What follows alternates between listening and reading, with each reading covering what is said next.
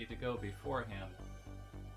Oh man, what if I turned up the gain on the microphone I was going to use? I bet that would work way better, wouldn't it? Yeah, it does appear that is the thing to do. Let's see.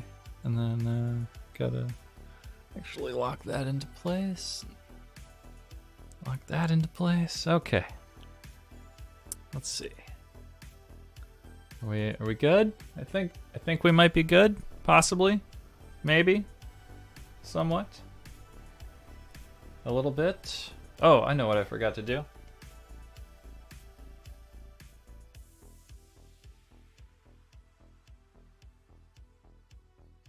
I mean, among other things. I forgot to do that. Okay. Let's see. Have my wet palette upside down? I mean, not that there's a top to it, but wow. Hit the microphone with my glasses. That was nice. Okay. All right. That can just be the first thing we do. All right, I think we're actually ready to start. Wow, cool. Okay. So welcome to Painting on the Dark Side, everyone. Yes. Isn't it awesome to be here? We're going to be working on these lovely Davion mechs again. And I'm not sure if I'm actually going to keep this Atlas and the Lance or not. I mean, I'm very happy with the way the paint job is coming out so far, but it doesn't go with the rest of these mechs. Like, these mechs all have a certain aesthetic, and this one looks quite different. I don't know. I didn't think it was going to bother me that much. But on top of that, I mean, I have two Atlases in this Lance. Why? There's really no need for that. So what I did was I printed out a catapult, and I just painted it up to the same place where we are with the rest of the mechs. And I think what I'm going to do is I'm going to swap the metal Atlas out for this catapult here. And then we'll just do that. So the Lance will be the Atlas, the Archer, the catapult, and the Raven. I think I'm pretty happy with that Lance. So we're just going to put metal Atlas over here. And you know, not that we're going to completely discard this mech forever, but it's just not going to be a member of this particular Lance. I mean, I will use it. I'll probably get some more BattleTech models from this era. I think this is actually an Iron Winds model, I think. So I'll probably get some more. I actually have a couple more, but they're clan mechs though. But I'll probably get a couple more Inner Sphere mechs. They're not real expensive. They're 10 or 12 bucks or something, you know? So I'll probably get a couple more. And then this Atlas can go in a Lance with others of its kind. And that'll be cool, because I think it looks out of place in this Lance. I don't know. What do you guys think? Does it... yeah, plus it's too many Atlases. It's too many Atlases. That's a weird thing to say, too many Atlases, considering that in MechWarrior 5 we're currently running 4 Atlases. You know, it's a weird thing to say that's too many Atlases. But, you know, it's what it is. So, let's see. I need to actually put a sheet of parchment paper in my wet palette here, because I just re-wet the sponge. And I didn't put a new sheet of parchment paper in it. Yeah. So, let's do that. And while we're doing that, man, I've had a pretty fun day. So I built my new workbench table thing, and I transferred all of my resin 3D printing stuff onto that, and that went pretty well. And then I built my new 3D printer, and so I ended up getting the Anycubic Cobra filament printer. Right, so now I built that, and it's currently doing the test print right now, which is like a little owl thingy, and it's going great. It's printing it really quickly. I mean, for a filament printer, I mean, it's been printing for, I don't know, like an hour or an hour and a half or something like that.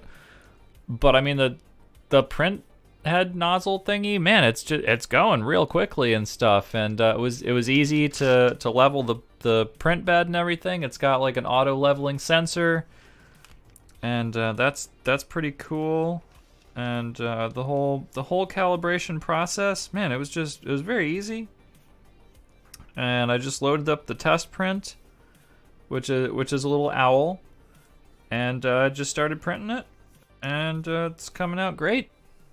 I don't know, when I started streaming, it was 79% complete, so I imagine it will be complete before the stream is over, even. So, you know, maybe I'll go get it and show you guys at some point if anybody wants to see that. I don't know. Let me know.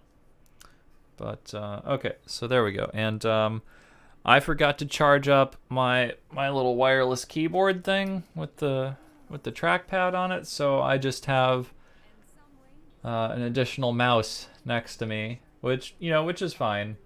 But yeah. Oh, also, in the way of news. Oh, let me turn the microphone down a little bit. That's totally clipping. Sorry. In the way of news. In the way of news. Here we go. Okay. In the way of news, the camera angle that you are seeing right now will be different tomorrow when we do painting on the dark side. So I bought another one of these little what are these called? I don't know. But anyway, the company that makes these is called Small Rig, and they're really cool. This is what the camera you're looking through is currently mounted on. And I bought another one so that I can extend the camera farther over the painting area here. And the reason it's not attached right now is because I need an adapter. So this is a male end, and the thing that goes into the camera is also a male end, right? So I need, basically a female to female adapter for a 1/4 inch threading. And I ordered that, and it comes tomorrow, right? So once that arrives and I can hook this all up, the camera will be more directly over what I'm doing instead of kind of looking on diagonally. So I think that'll be an improvement, hopefully. I don't think it could be worse, really.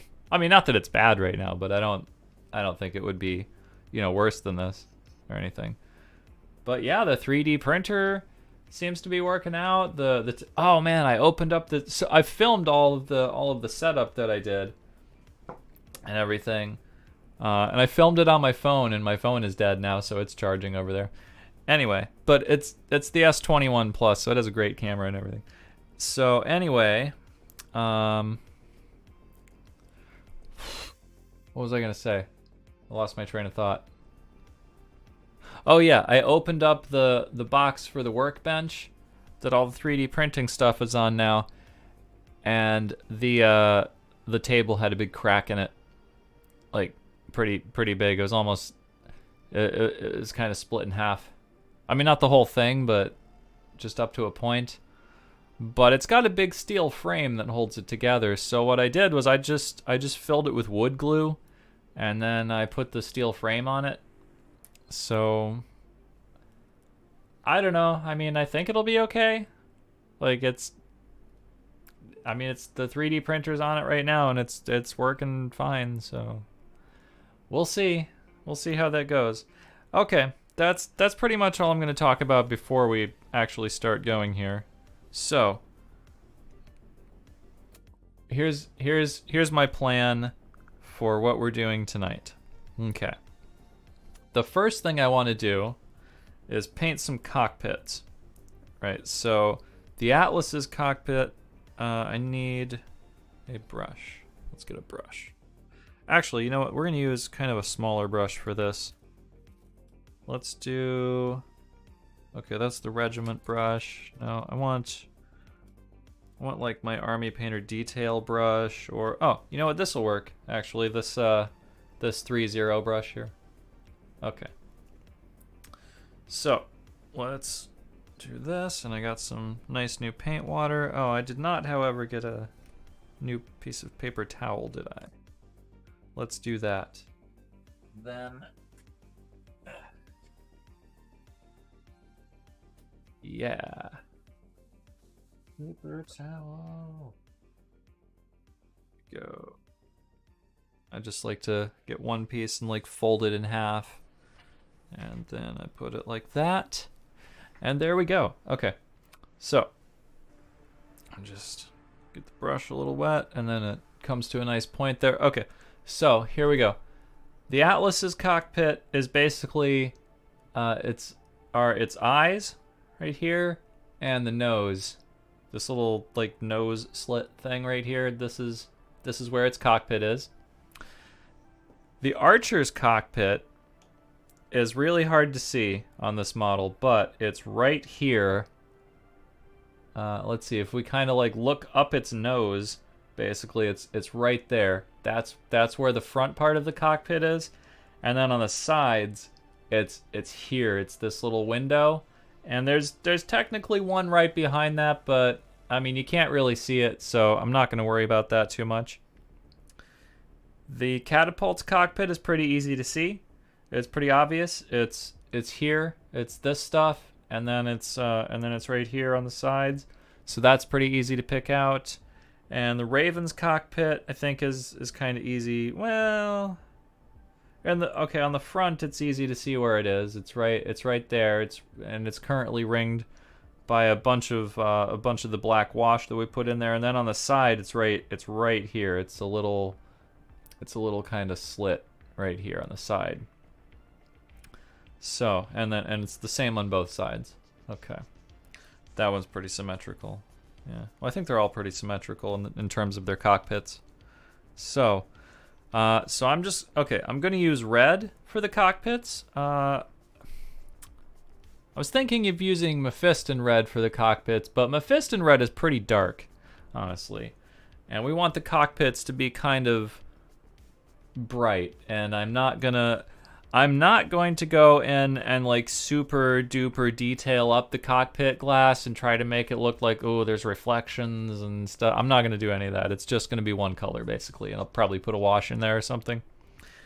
Because again, we're not trying to win a crystal brush or a golden demon or anything. These are just models that I want to play the game with, and they just have to be good enough basically. They don't have to be fantastic. They don't have to be mind-blowing. And that's a thing that everyone should keep in mind in terms of what they're doing when they paint, when you paint, it doesn't have to be mind-blowing, just has to be good enough. Okay. So I think what we're going to do is just start with, we're just going to go right to Wild Rider red. This is a pretty bright red. It's almost orange. It's got a lot of orange elements in it. So we're gonna just start with this, or we could either do Wild Rider or Evil Sun Scarlet. So here's the difference, really, and then here's Mephiston red, right? So if we were layering, we'd go Mephiston red, Evil Sun Scarlet, and then Wild Rider red, right? But because the areas are so small that we're gonna be painting, I want to start with one of these two.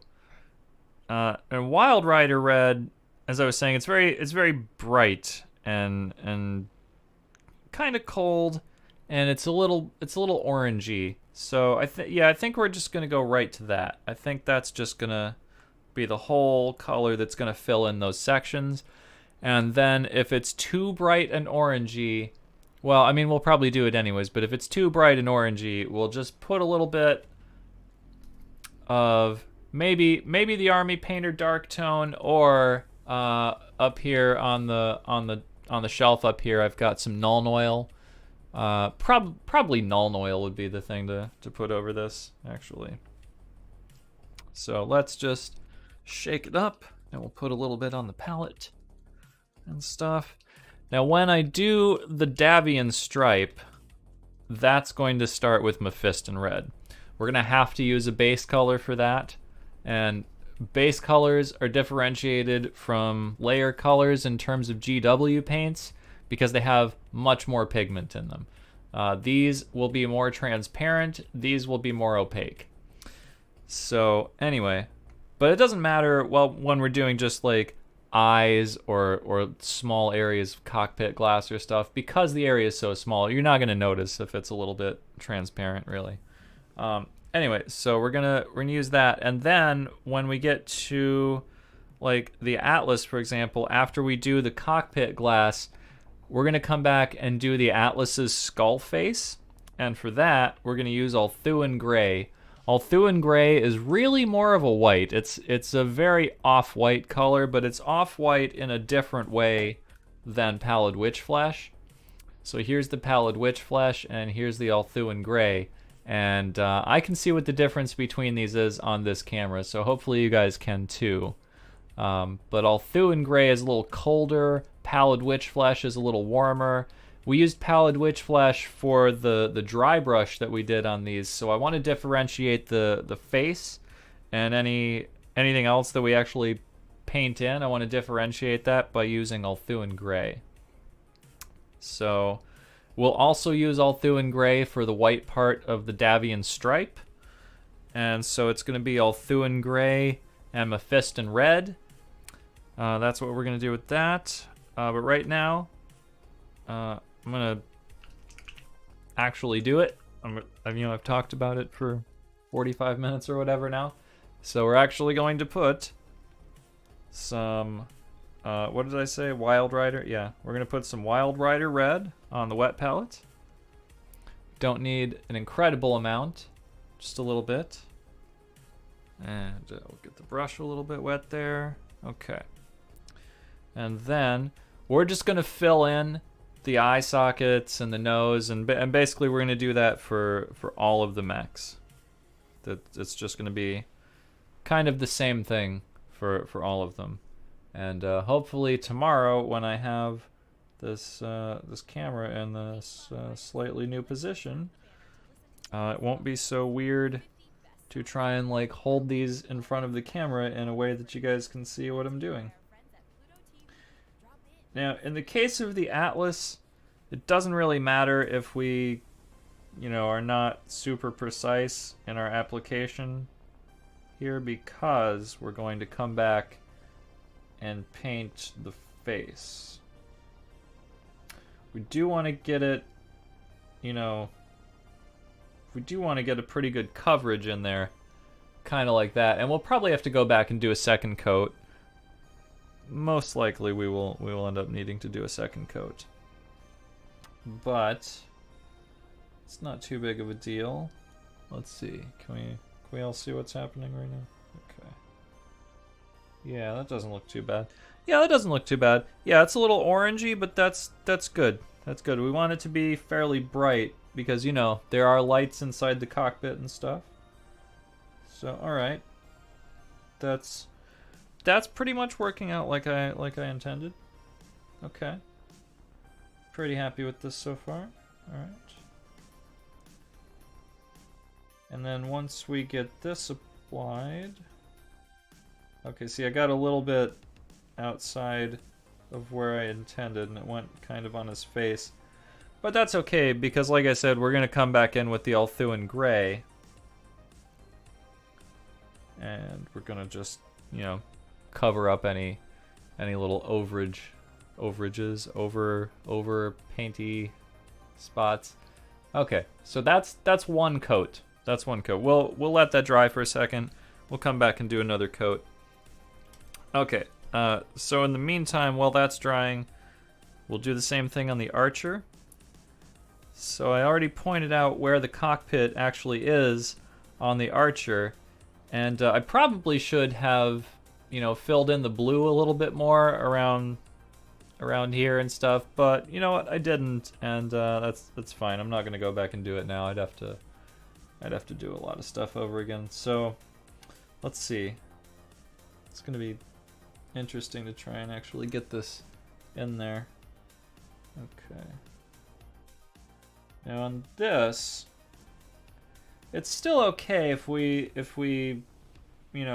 color outside the lines a little bit. We're gonna try not to. We're gonna just try and be very careful.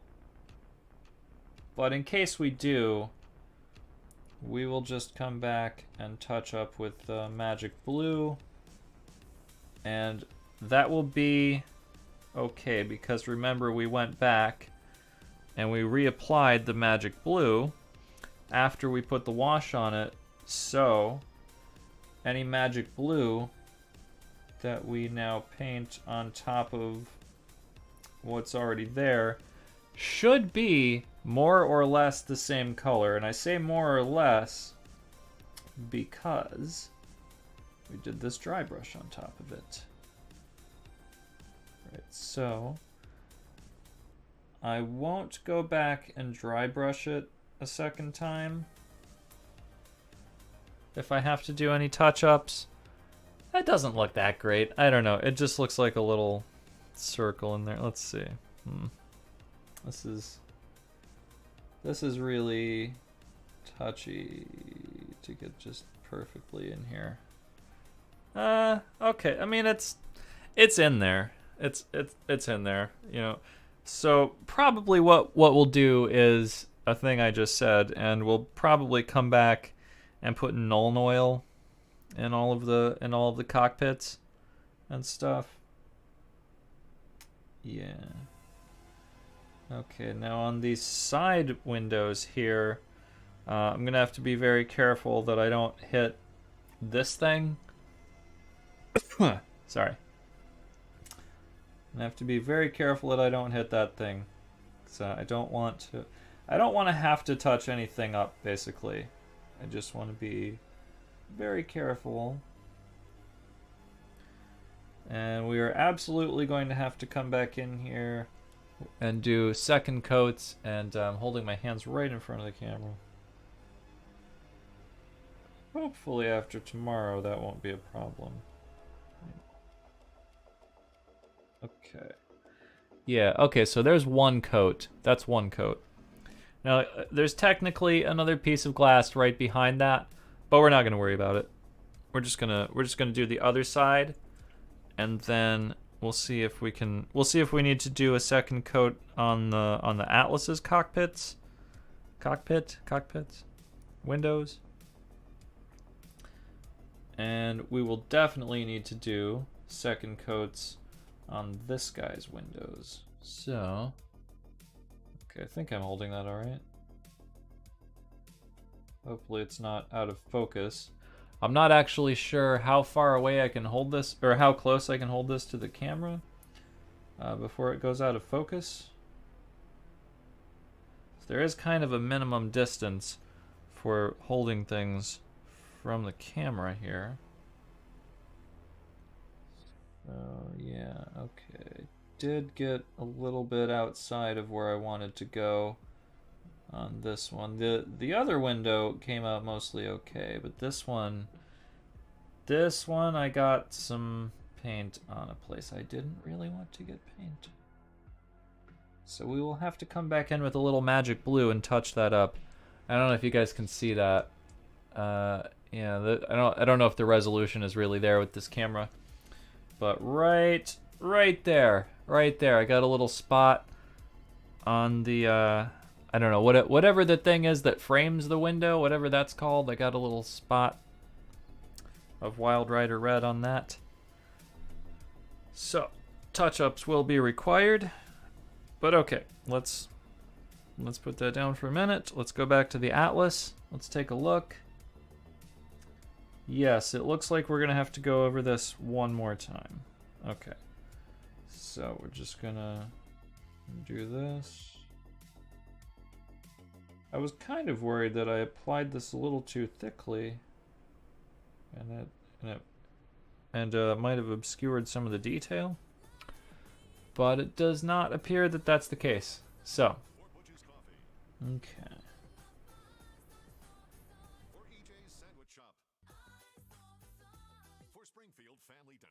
Yeah, that's looking pretty decent. Okay. There we go. All right. Yeah. I don't know if this camera necessarily has the resolution to show you guys, you know, the difference between 1 and 2 coats here. But yeah, there we go. Oh, that looks pretty good. Okay. I'm pretty happy with that. A little bit right there. Yeah. All right. There we go. And then we'll come back and put a second coat on the two side windows on this thing. I basically did more than one coat on the little front one right there. That looks fine. But this side and the other side both need a second coat. They're just very spotty. So that's normal. I mean, normally you're gonna need two coats of paint. That's what it normally is.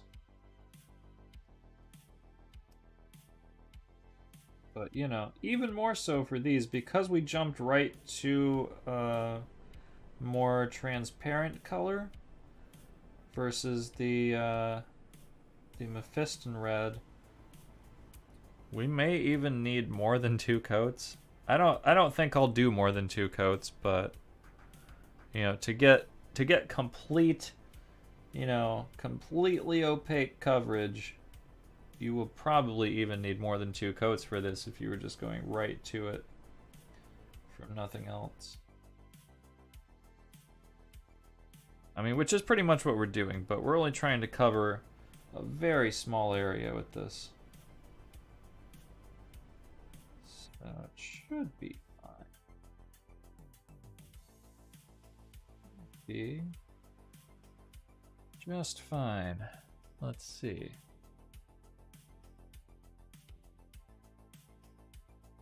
A little bit like that. Something like that. Yeah. Yeah, that's not too bad. Okay. So there's the front cockpit glass. There's that side. There's that side. We do have to do a little bit of touch up. Right there. Just a little dot. Just a little tiny dot. You know. But it's not too bad. Okay, and then it's basically going to be the same process with the catapult and the raven. Easy. You know. And this is basically the same process for like that I do for painting eyes on stuff like Space Marines. This is basically how I paint Space Marine eyes, you know. I don't necessarily try to make them look, you know, amazing or like super expressive or like, oh, that looks like a real human eye or anything like that. No, I just make them a color. Often, and I guess I'm talking about like Space Marine helmets also if we're talking about, you know, 40K stuff. If it's like if it's a Space Marine or something and they have a bare head where you would see their actual eyeball, I don't even bother to paint it. That may sound weird, but those figures are so small that very often trying to paint eyes on figures that small looks worse than if you just don't paint eyes on them at all. And in the case of using like contrast paints and stuff, if you've used like Gilliman flesh or something, for example, and you paint somebody's face completely with Gilliman flesh, then there's enough variation in tone that the recesses that would denote the eyes are already pretty well emphasized.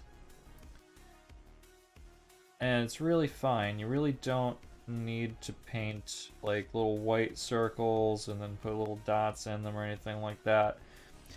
Because really, if you try to do that, unless you are someone who's like amazing at painting eyes, you are going to make that model look worse than if you didn't paint eyes in it at all. So I usually just don't paint eyes on like, you know, actual heads and stuff. I only paint in eyes if it's a helmet and the eyes are supposed to be like glowing or something, like a Space Marine, you know? Or like this, you know, the cockpit glass on a mech. Okay, yeah, it should be a different color than, you know, the metal surrounding it or the material surrounding it anyway. It should totally be a different color. So that's what we're doing here. you know, if this were just a dude with no helmet, I wouldn't bother doing this. That would be fine.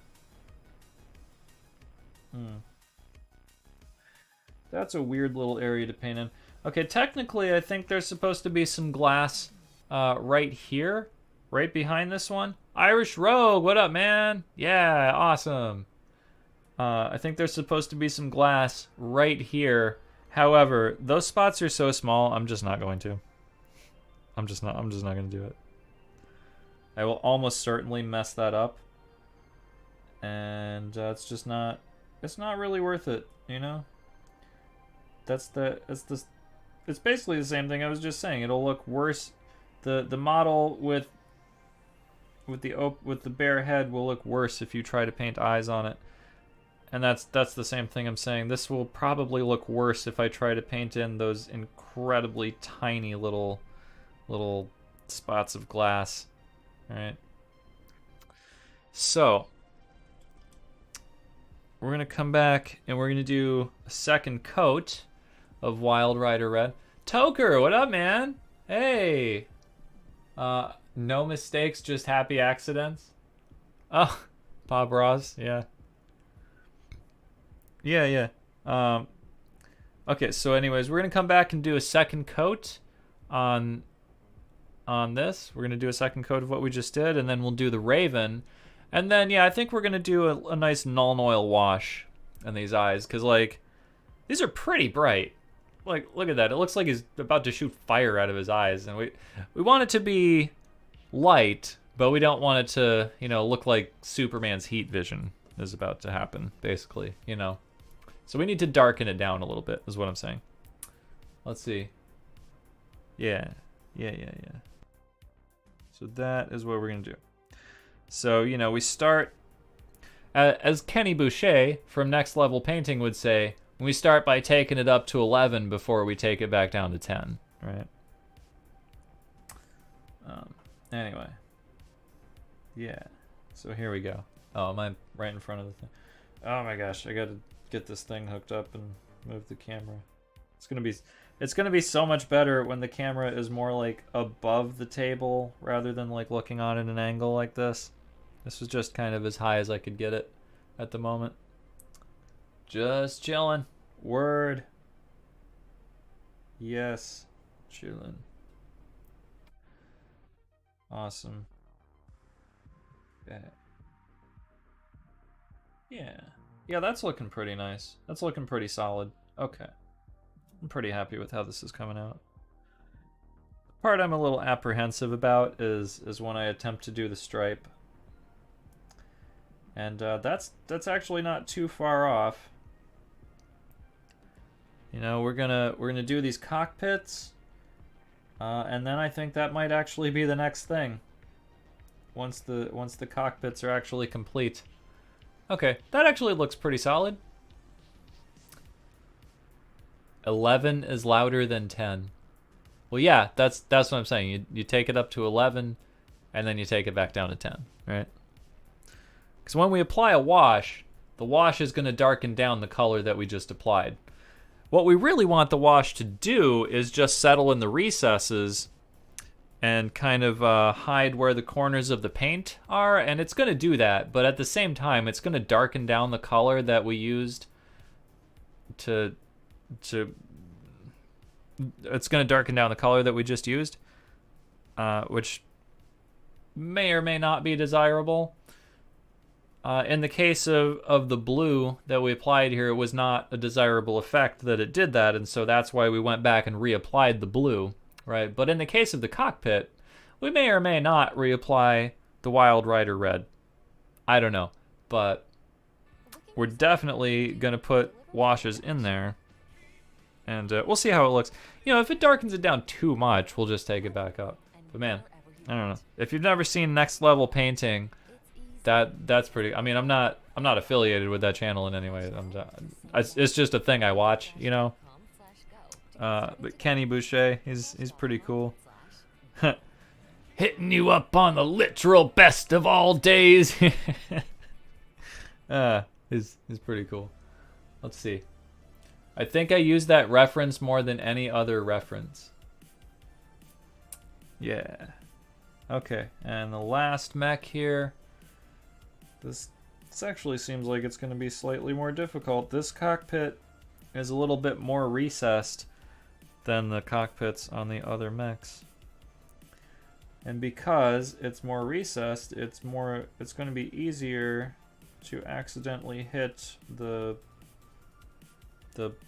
frame that I don't want to hit. So I'm going to be extra careful not to do that. But, you know, mistakes often happen.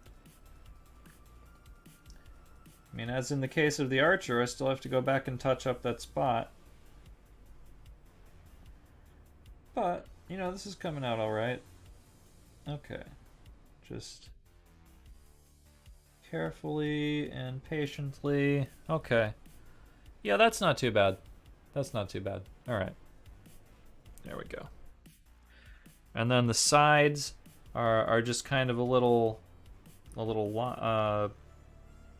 of a little slanty line right here.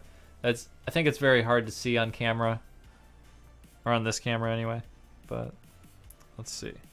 Okay, so it's from, oh, is it even where I think it is? Yeah, oh yeah, it might actually be longer than I initially thought it was. Oh, it is. Oh, okay, I see. I actually got some white in it. Okay. So let's start out with this side first, and then I think we can more easily see this side than the other one. Okay, so it's actually from here all the way down to the front, to right next to where the front windshield part is. It's actually up to here. It's all that area right there. And now we just gotta like fill that in, basically. Like that's a good little line. Well, actually, that's pretty much it. That actually came out alright. Let's see. There we go. Yeah, that's pretty much it right there.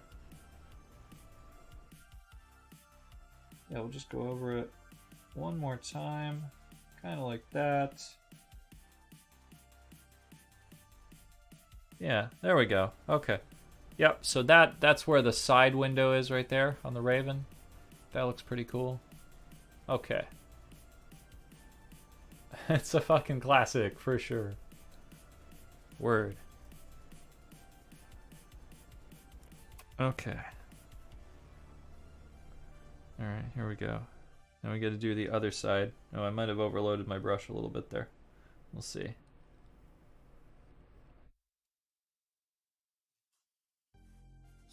Here.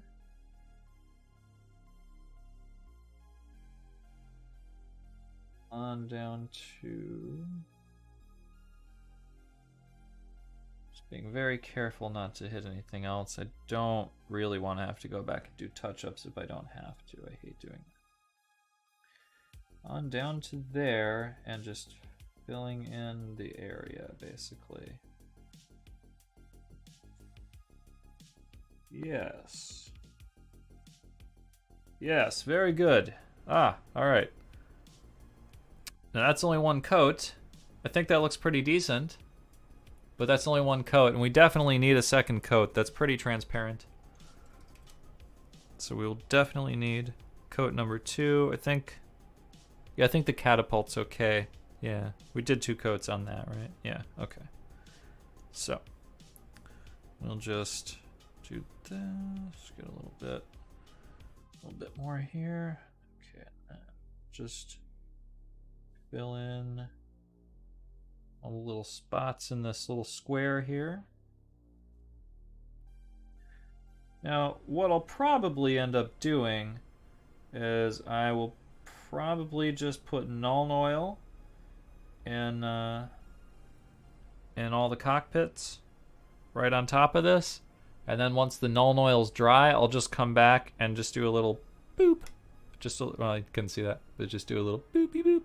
You know, just a little dot right in there, so it doesn't look Because we don't want it to look too dark, you know. I don't want it to look like it's dead, you know. But at the same time, I do not want it to look like it's shooting fire out of its cockpit either. Which it kind of does right now. But this is good. I mean, I like the combination of colors that's going on here. Oh. Yeah. Okay.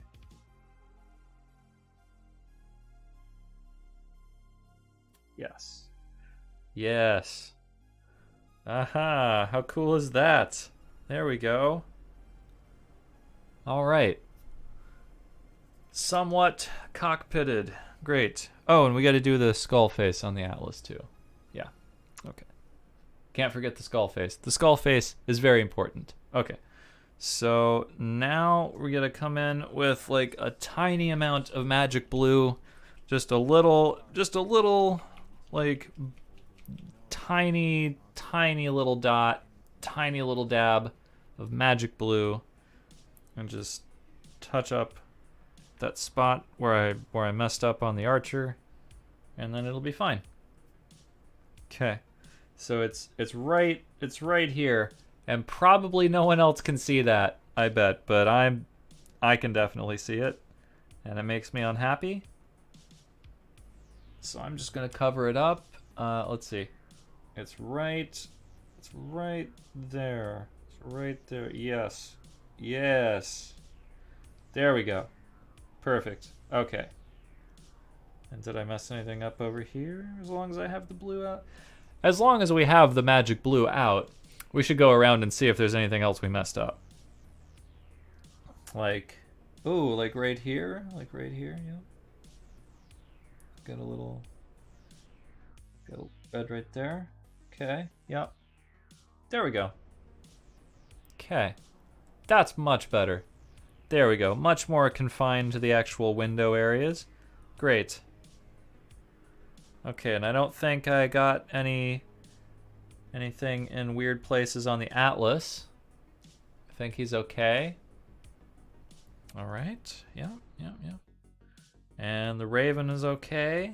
And the Catapult is okay. Yeah. Cool. All right. So then, next step. I need some Nuln Oil. Yeah, I think dark tone is going to be too dark. Dark tone is basically just straight up black, whereas Nuln Oil is kind of a dark gray color. So we're using Nuln Oil. Do you prefer to paint the mechs as weathered war machines or pristine instruments of destruction? Okay. This is a question of how lazy you want to be in your painting here. Let me get down the Nuln Oil and then I'll go on with that. Okay. Let's see. Nuln Oil.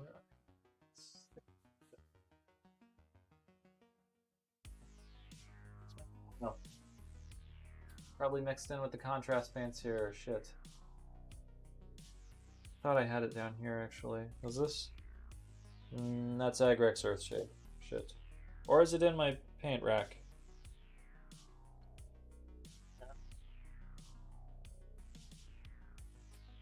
Damn it. Where's my Nuln Oil?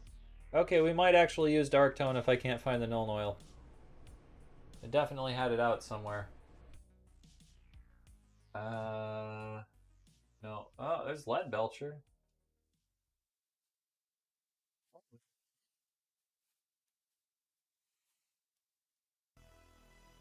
Good answer already. I'll go into a little bit more detail. I just want to find this paint. No, there's some contrast paint I didn't realize was up here though. Let's see. What's it? Oh my god.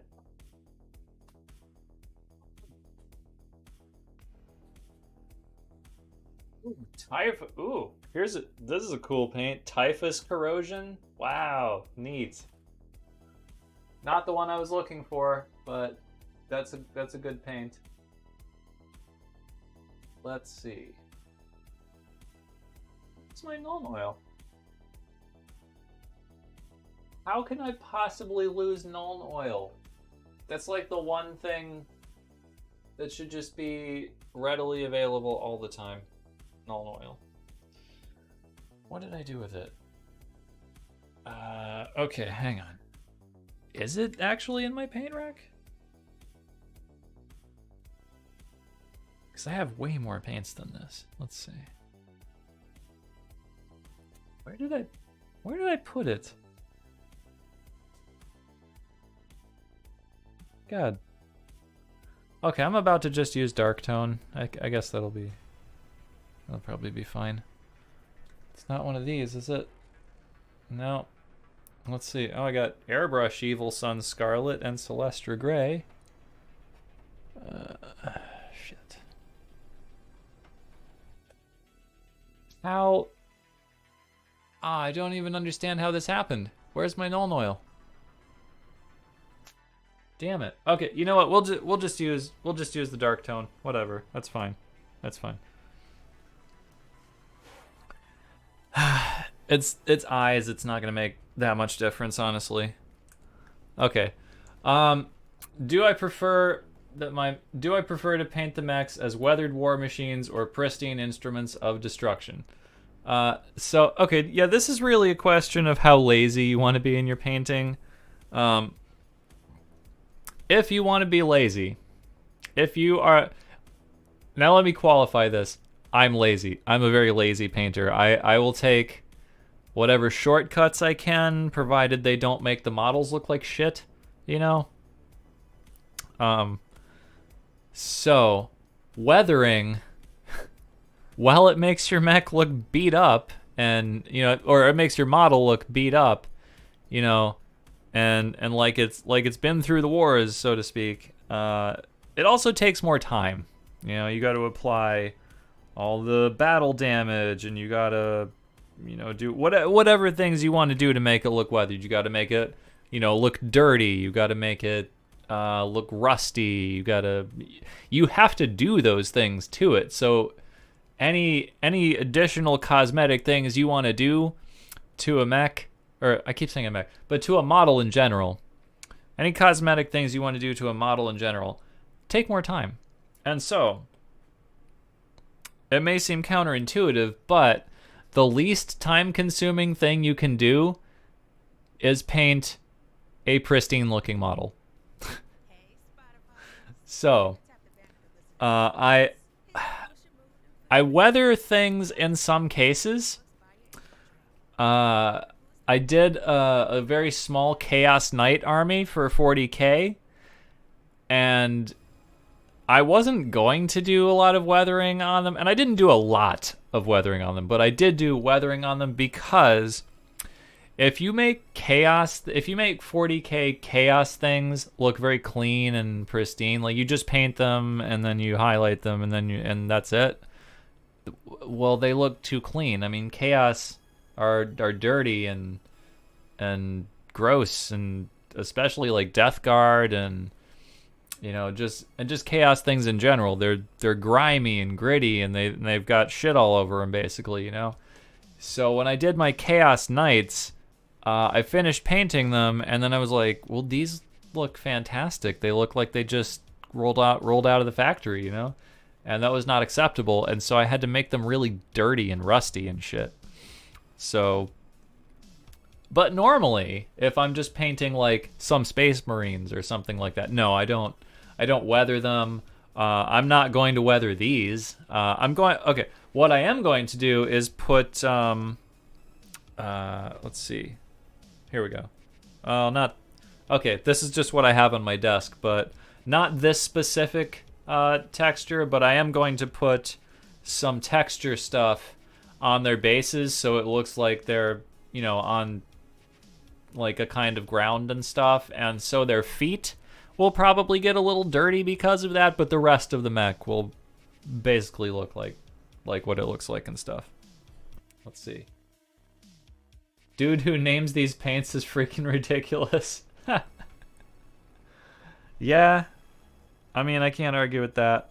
Anyway, okay, let's put some dark tone in the eyes, and we just want to apply a lot, and then this is kind of going to be a subtractive process. So we're just going to apply a shitload right in there. We're going to just submerge the entire thing, and just let it be completely covered up like that. Then we're gonna empty that out of the brush, and we're gonna suck it out of there with the brush until it's, you know, at an acceptable level, basically. Okay, now immediately this is coming out darker than I wanted because dark tone is darker than I actually wanted. I wanted to use Nuln Oil because it's not this dark.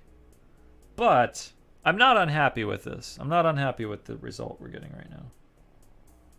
And it doesn't really matter if it spills over onto his face, because we're gonna go back over his face with the Althuan Gray to do the skull, so it's fine. But yeah, just glop it in there and then we pull it out. You know, other painters may have other techniques, and that's fine. You know, it's that expression. There's more than one way to skin a cat. You know, there's more than one way to paint eyes and stuff.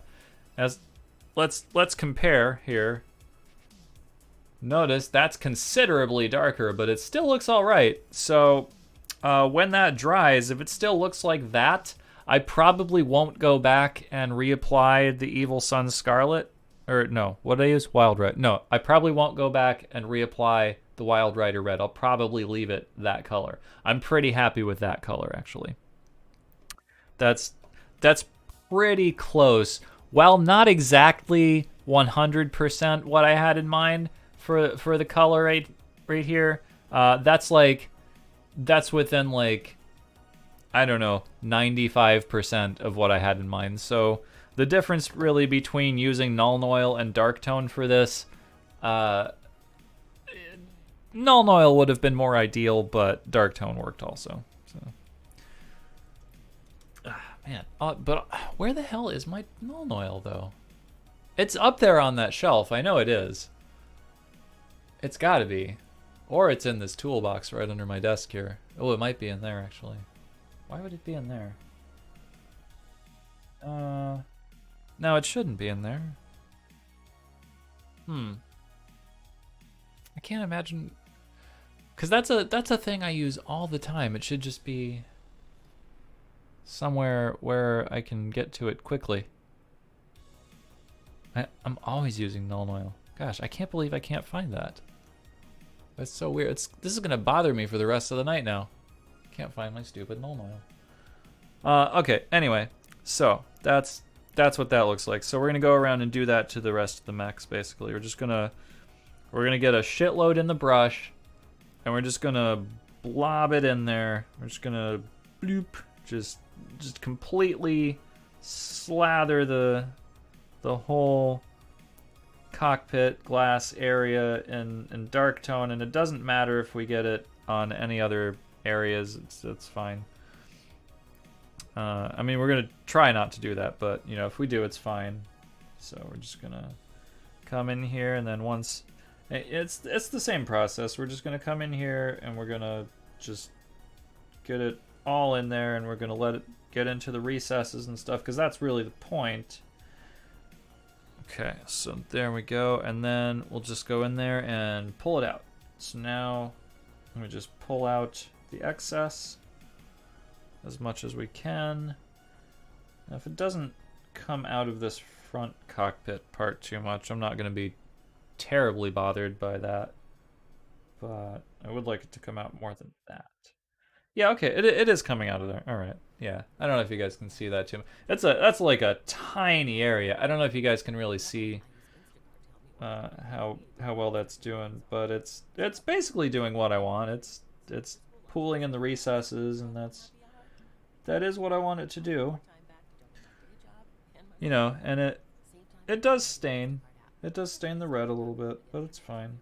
I'm not gonna go back and really lighten it up. We're just gonna leave it this color. This is fine. Okay. Let's pull a little bit more out of there. Okay. Yeah, that looks pretty good. Yeah, look at that. Oh, that looks nice actually. Ooh, I like it. Now it's gonna look a little tiny bit different than that when it dries, but basically that's what it's gonna look like. So we go and pull it out of this side. Yeah, it's got that like angry bull look to it now. Yeah, I like it. Okay. Yeah. And we don't want the eyes to be too bright, because, you know, if they're as bright as they were before we put the dark tone in here, then it looks like it's, you know, Superman heat vision activate, you know. And we don't want that. But this is about what we're looking for right here. This. Yeah. Looking good. Thank you. Thank you. Yeah. Something relatively like that. Okay. Yeah, okay. And look, it's already dry on the Atlas, basically. Yeah, that's pretty much, I think this is about as close as I can hold this without it really going out of focus. But that's pretty much what what I wanted to do there. Yeah. Okay. So it looks a little dull, but that's fine. You know, nobody's gonna be inspecting it super closely. That's fine. Okay. And then we just do that to these other two mechs. And then we'll paint the face on the Atlas. And then we'll try the stripe. Oh. Okay. I am not a good freehander. I cannot draw. I'm not an artist of any kind. You know, I'm not, like, I could not paint a picture, you know. I couldn't, can't do any of that stuff. So freehanding things onto mechs and stuff, that is not a thing that I've really ever, I mean, I've tried it before, but it almost never looks very good when I try to do that. But I mean, it's just gonna be basically a straight line. Well, it's gonna be like two parallel straight lines and stuff. So I don't know. I basically have two thoughts. I basically have two separate thoughts about how to do it. You know, number one will be basically the straightforward approach, where I just take the paint and I take the brush and I try to do it, right? Number two will be a little more time consuming, but it may yield a better result. I don't know.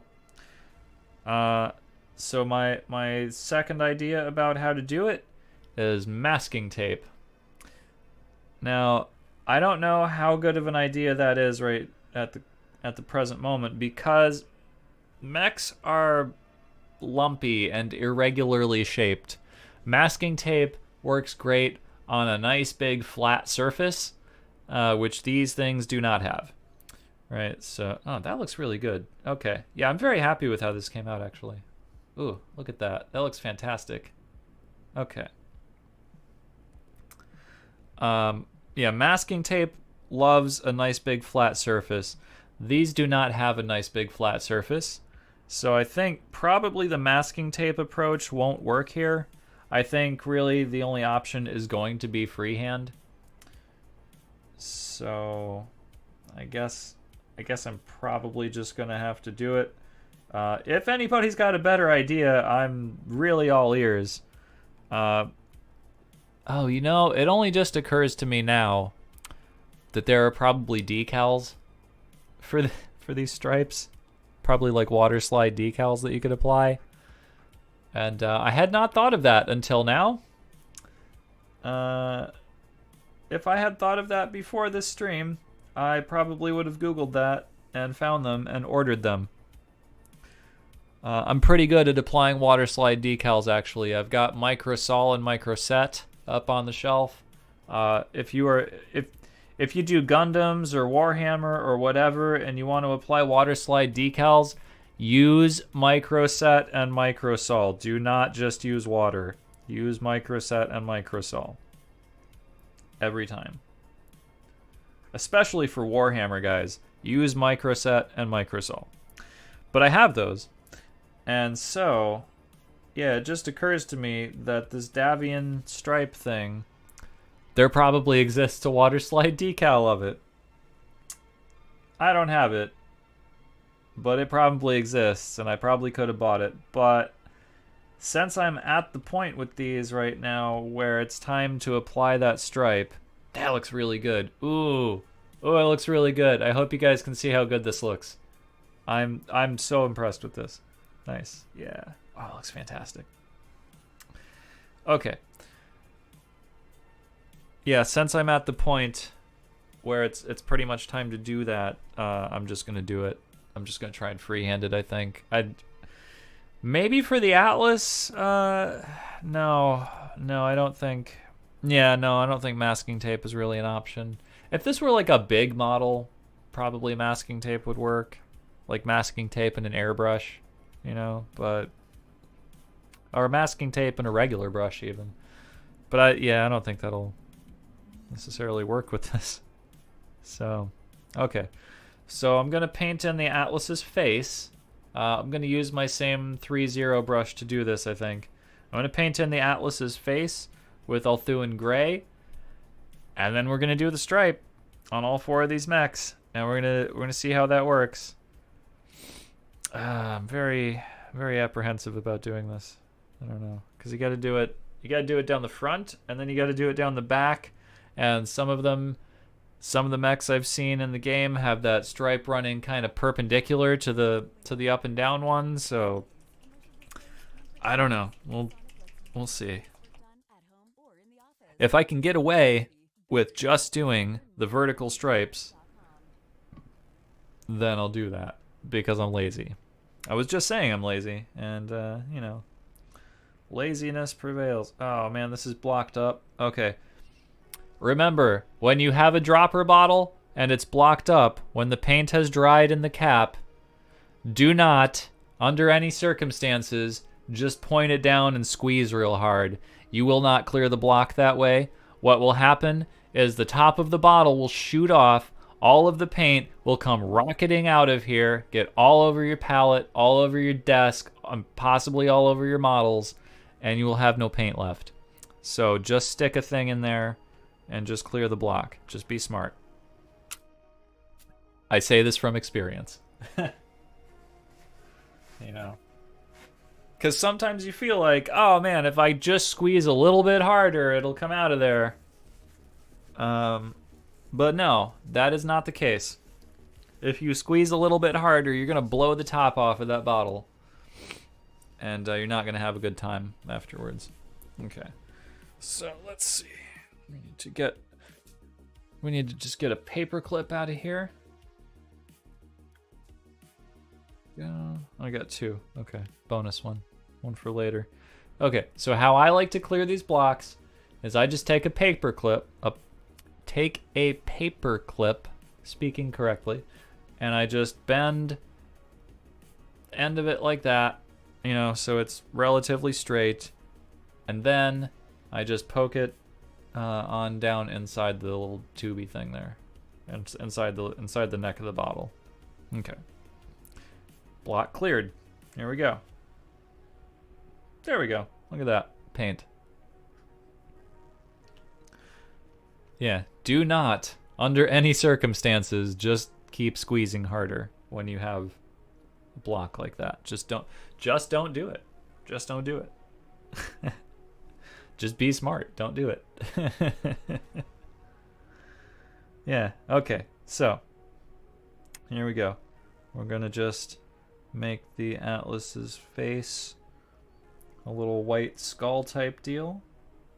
So we're going to apply this Althuan Gray all around here, right up to the little magic blue edge here.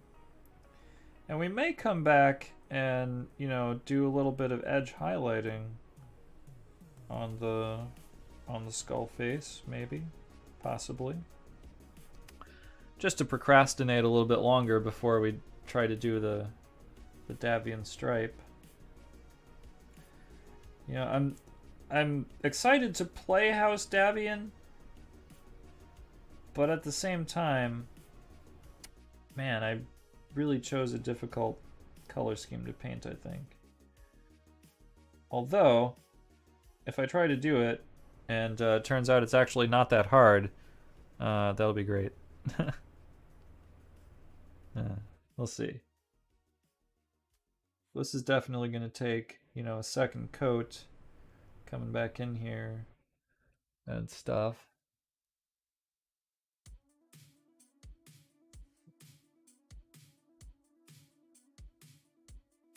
Eye there. Don't want to get white in the eye. I think I just got a little bit of white in his eye. But it's just a tiny little speck. I'm just going to leave it. It's fine. Okay. So there. And I'm probably not going to put a wash on top of this, I don't think. Probably not going to do that. Probably just do the little skull thing, and then it's just kind of overloaded there. Probably just do the cool little skull thing, and then highlight it. And what might we highlight Althuan Gray with, you might ask? White. Just white. Just actual white. Probably use the Vallejo white to do that. I think it's called Dead White. Something like that. It doesn't look too bad. I'll go back and do another coat.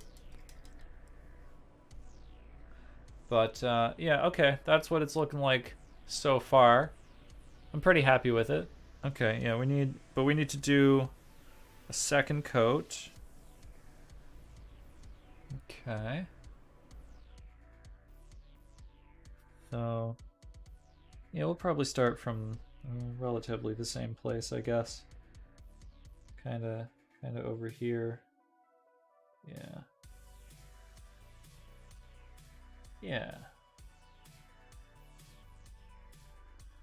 Yeah, that's looking decent. Oh, yeah. Yeah, I like it. I like it.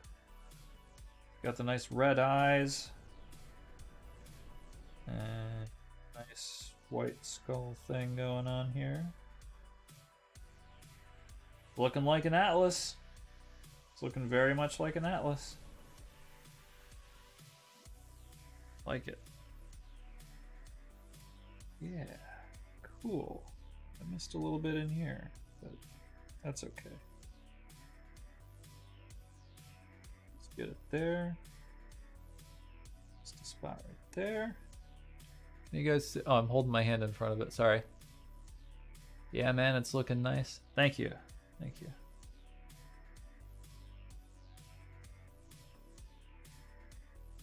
There.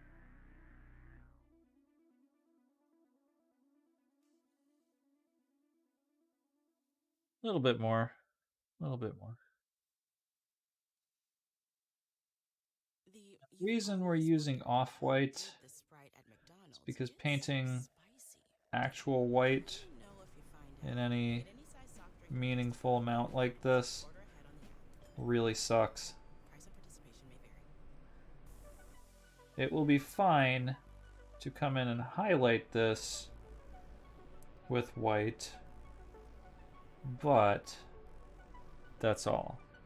That's really all we want to use like pure white for in this context. Okay. Yeah. Something like that. Something like that. Yeah. Yeah, it's not perfect. You know, I got a little bit in his eye right there, but I'm gonna leave it. It's not super noticeable. Okay. You know, it's not as bad as that spot I had to touch up on the archer or anything. And you know, this is the only one that's getting a weird color face, just the Atlas, so that's fine. Okay.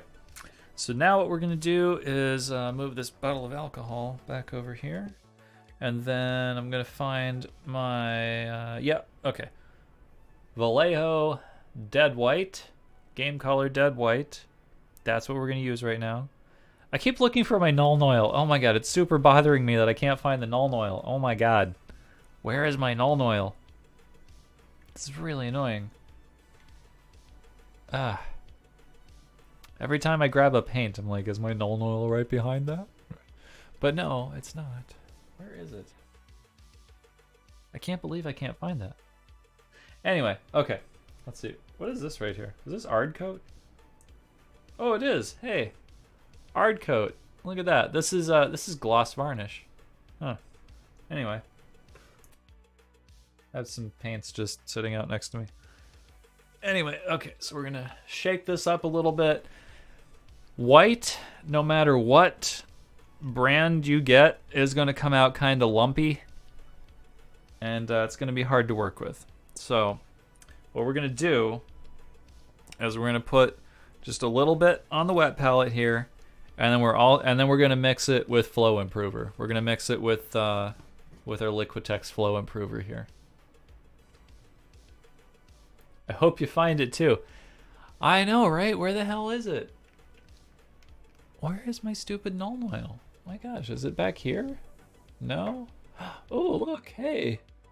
Streaking grime. Ooh, I haven't actually gotten to use streaking grime yet. Ooh.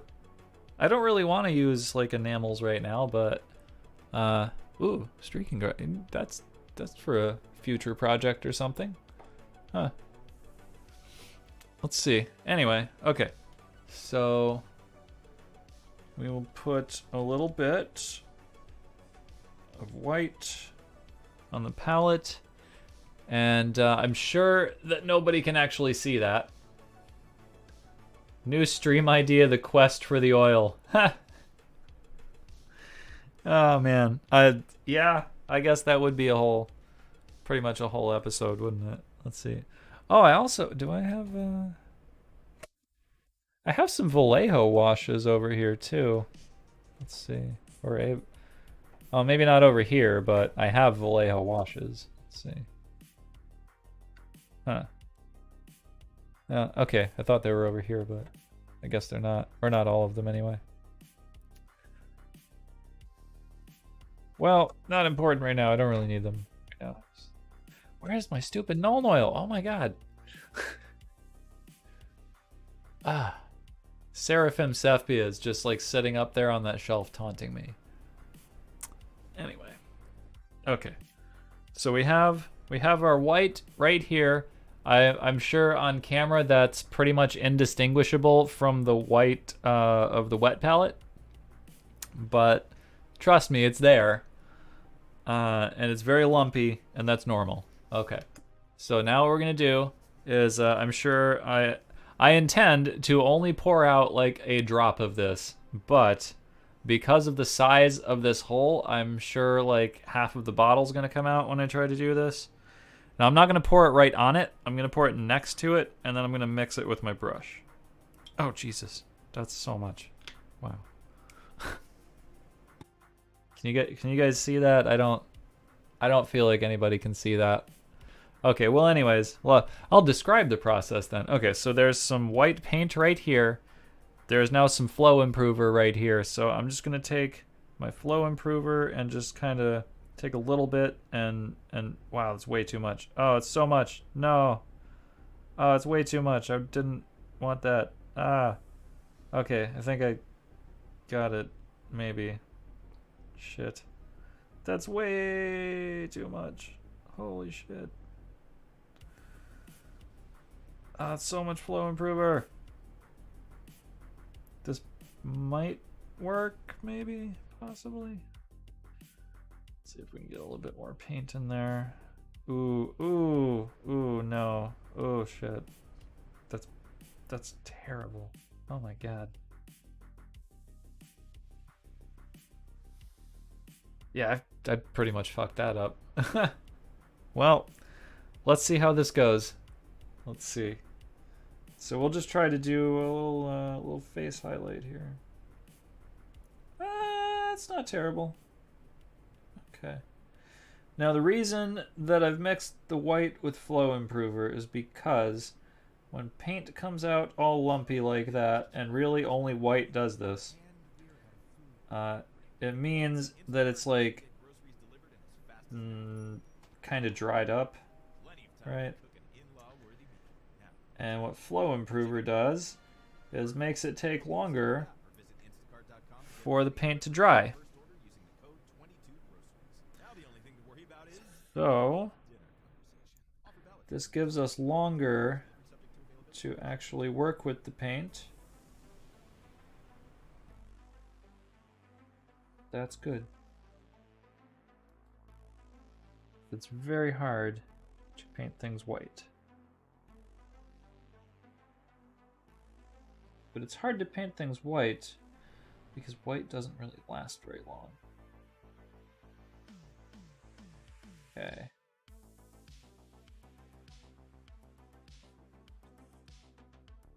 Bit there. Doesn't have to be perfect. Yeah, it's not that noticeable, honestly, but like I can totally see it. I don't know if you guys can really see that on camera too much, but I can tell the difference. I hope the camera can kind of tell the difference. I don't know that it can. I don't know that it can differentiate a very subtle difference like that. Yeah, okay. But I'm happy with that anyway. Okay. So there we go. White Atlas face. Okay, it doesn't look the best, but whatever. That's fine. Okay. Yeah. All right. This is the moment, guys. All right. This is the moment when we have to do the Davion stripe. Shit. Okay. Now what's actually left to do overall on these mechs? I mean, they're very nearly done. I had originally thought that I was going to come in at some point with like some metallic paint and paint like some of the joints and stuff like that, but meh. Why? Just let's not. You know? I don't think it's really necessary. So what's really left to do? Well, we got to paint the Davion stripe, and then I'm going to come back and dry brush the black weapons that we painted. I'm going to dry brush those with kind of maybe a gray color, or actually maybe even the pallid witch flesh. I'm not sure. You know what? Yeah, why not? We could just do that. In which case, I probably should have painted the weapons black before we dry brushed the entire model, and that would have saved a step if I'm just going to do that. So next time I paint some Davion mechs, I'll keep that in mind. But, you know, this is my first time painting this color scheme, so yeah. Let's see.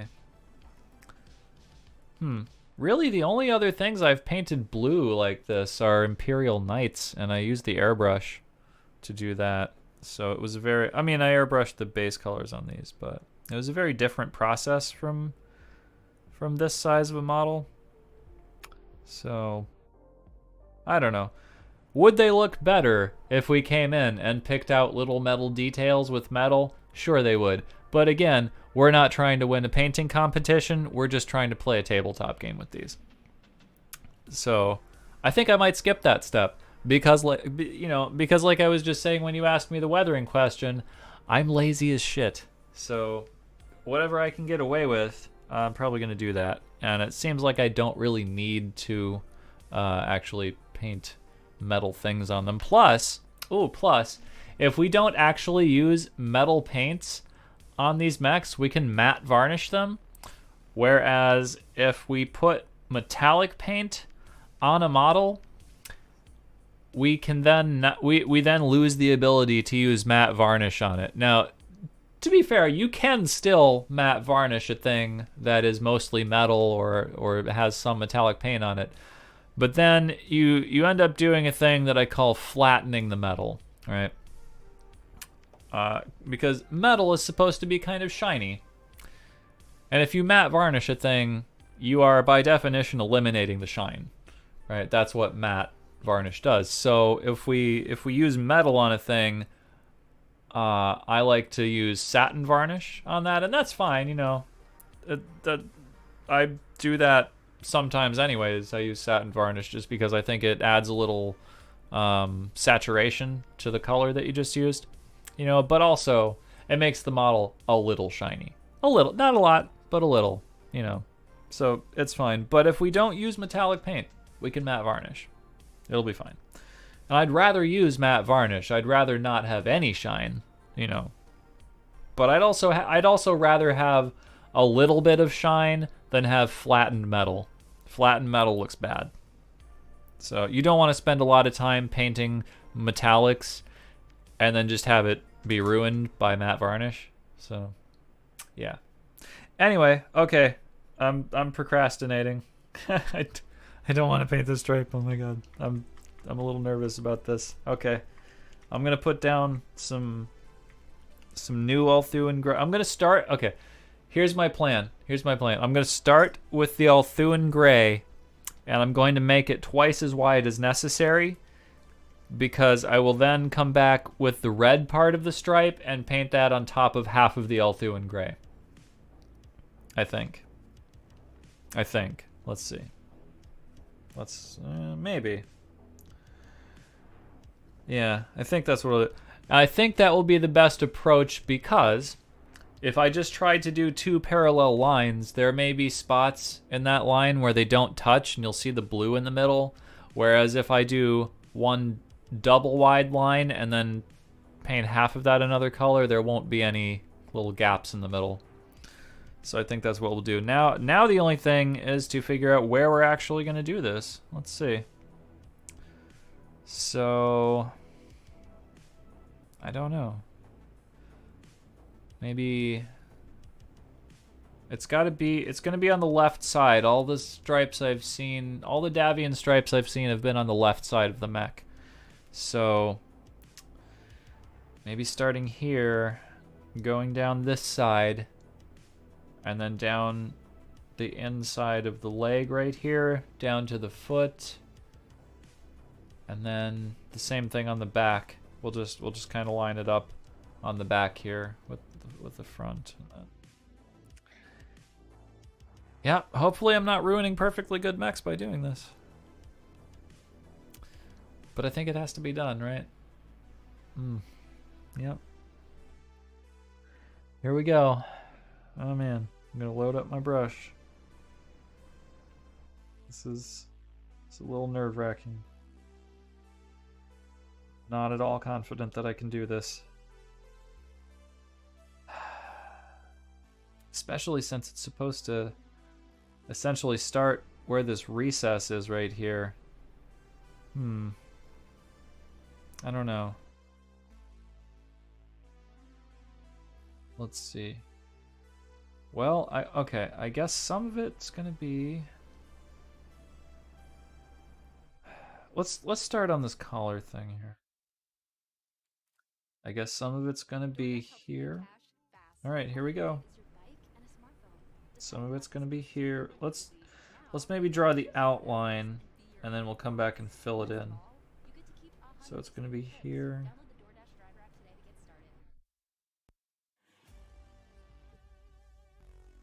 You know what? I think I'm gonna mix in a little bit of flow improver with this.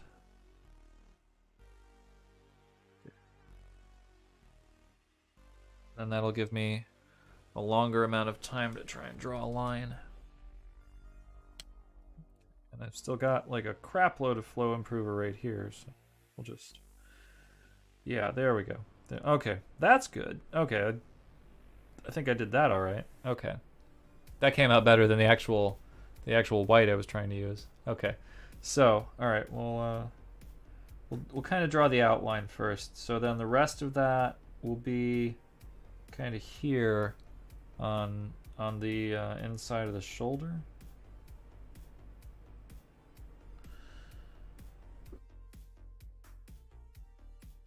Now this outside part, that's the part that's going to be red. But remember, I'm going to draw it all through in gray first. There we go.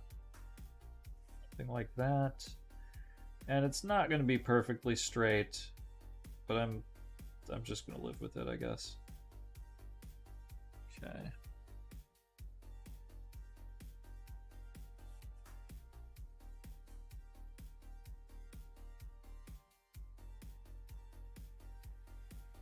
Alright, this is not looking too bad on this part. Okay, and then we'll fill in there. Fill this in. And also, having a white part to go over with the red will give me kind of a guide as to where to put the red. Let me get to that. Actually, you know, I was just saying we were going to use Mephisto and red to do it, but I might use Evil Sun Scarlet.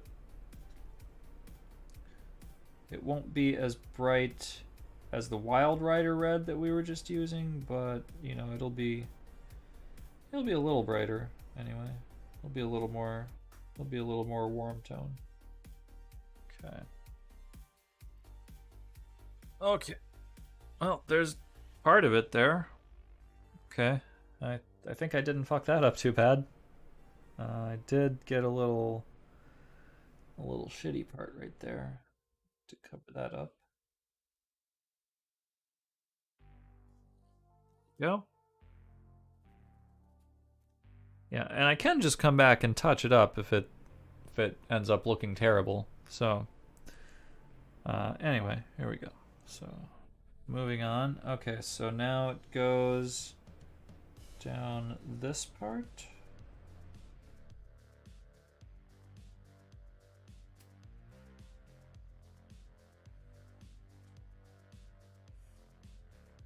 Do this, and I want to, right in here, I want to keep it out of this recess because there's a lot of shading in there and I don't want to lose the shading. I want to keep the shading. So we're just going to try and fill in that blue part with the Althuan gray, and we're going to be very careful with it, basically. Yeah. So something like that, and and then I didn't get like the little corner of this right here. Little details are going to be kind of important right here, so something like that. So this is the stripe so far. I mean, it doesn't look like a big continuous stripe at this point, but you know, I mean, mechs are kind of broken up, so let's see, bit right there.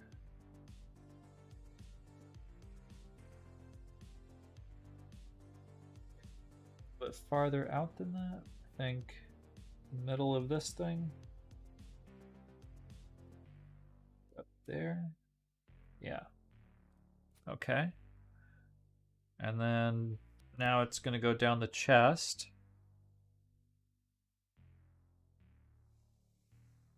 Whew.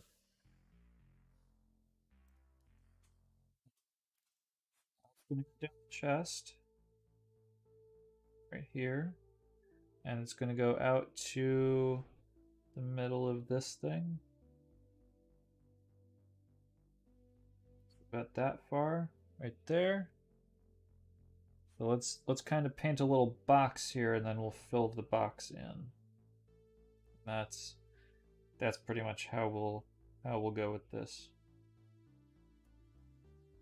Now, I have not watched any tutorials or anything on how to actually paint this stripe. I'm just making this up. So this may not actually be the best way to do it. You know, I don't know. I'm not saying that this is necessarily a good idea, what I'm doing right now. But it's what I came up with. It's the method I came up with to do this. Okay. So there is as far as we are there. We're gonna have to come back in and do a second coat of this. This is really transparent. I can definitely still see the blue under that. I kind of don't want to paint over the little vent slat things. I think I'm just gonna leave those. I'm just gonna leave those blue, and we're just gonna go onto the armor panels below that. But yeah, let's see. You want that crystal brush, don't lie. Ah. Hey, you know, I would not object if somebody threw a crystal brush my way, but you know, I'm not gonna go out of my way for one, you know. Let's see, so basically this whole little panel is gonna be this color here. Okay, something like that. Yes. And then below that, and then the next little panel here, that's gonna be that color. And then let's see. Okay. So this is the weird bit here, is like not all panels will be one color. It's just gonna be yeah. It's just gonna be interesting like this. Okay. Looking for a way to make some quick cash while making money with DoorDash is super easy. Something like that. I've run my bike around the city, and now I get to do that while getting paid. With DoorDash, His bike around the city? He delivers DoorDash on his bike? What? Who does that? Is that even a thing? Is that a thing that people do? Oh, I missed a spot. Okay. I totally missed a little area.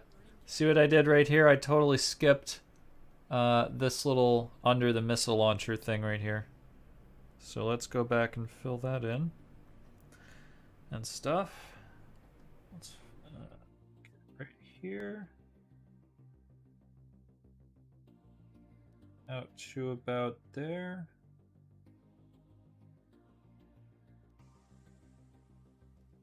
Yeah, there we go. Maybe the inside of that. Okay.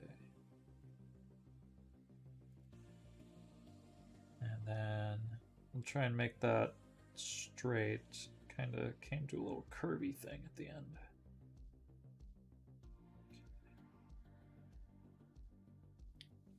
Okay. So, all right, I'm seeing I'm missing another spot too, like this little bit of armor panel right here. That should be part of the stripe. Okay. And then I fucked that up, so this one has to go out farther now. Okay. Great. There we go. Ugh, it's coming along. Okay, you know what? It's not actually being as difficult as I thought it was, and now that I've said that, it's probably going to get significantly harder. But yeah, okay, it's going all right. Okay. Let's see. Definitely mixing the flow improver into the paint was the right move. Okay, so now we'll go down this panel right here. Okay. And then we'll go down this panel. There. And a little bit more. A little bit more right there. Okay. Yes. Missed a little bit in there. Now I'm trying to keep it out of the recesses because, you know, because of the shading and stuff. So, yeah. Not looking terrible so far. I don't know if it's looking amazing either, but you know, let's see. My nose is very runny. 1 second.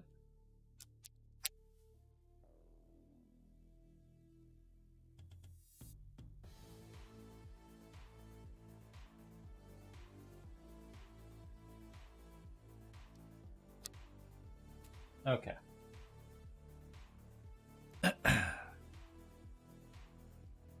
Anyway. Resuming. Okay. So now it's going to go down the leg. And we're going to do kind of down this panel right here. All the way out to the side. Like to the inside of the leg here. Pretty much all the way out to right here is where that's going to be. And we're going to try and stay out of the little shadowy recess bits.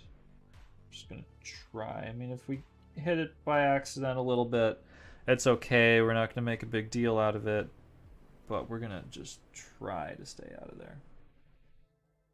Okay, so we get the side of this thing.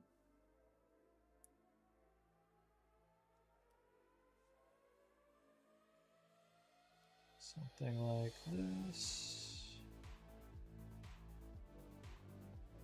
Yeah, yeah, okay.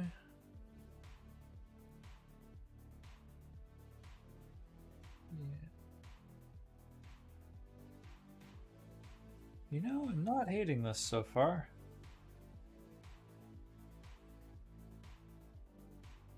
Sometimes I start painting something and I instantly go, nope, that looks like shit. But I'm not having that reaction here. This looks okay. I mean, it needs another coat, you know, it's still pretty transparent, but it looks okay. It looks okay. I think it looks okay. What do you guys think? Is this looking okay so far? I think it's looking okay. Pretty adequate. Pretty standard. I don't know. I'm sure there are people who could do way better than this. But anyway, okay. Belittle my own work here. Let's see. Okay, so we'll go down the inside of the knee here.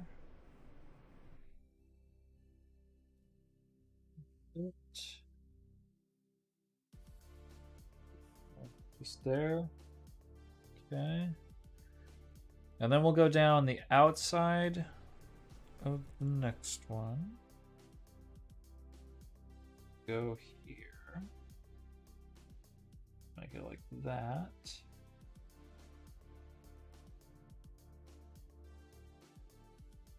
And I'm not gonna really worry about doing any perpendicular lines to this.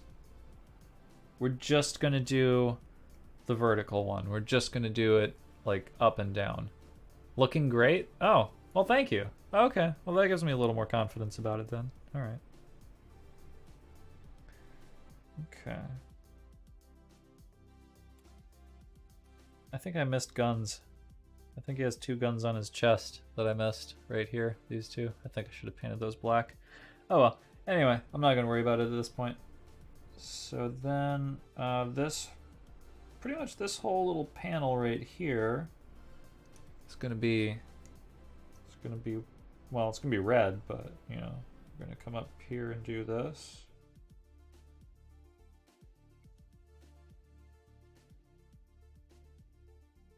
Like that. And then we're gonna have to go down the outside of the leg too. I think I need to put a little tiny bit more flow improver in this.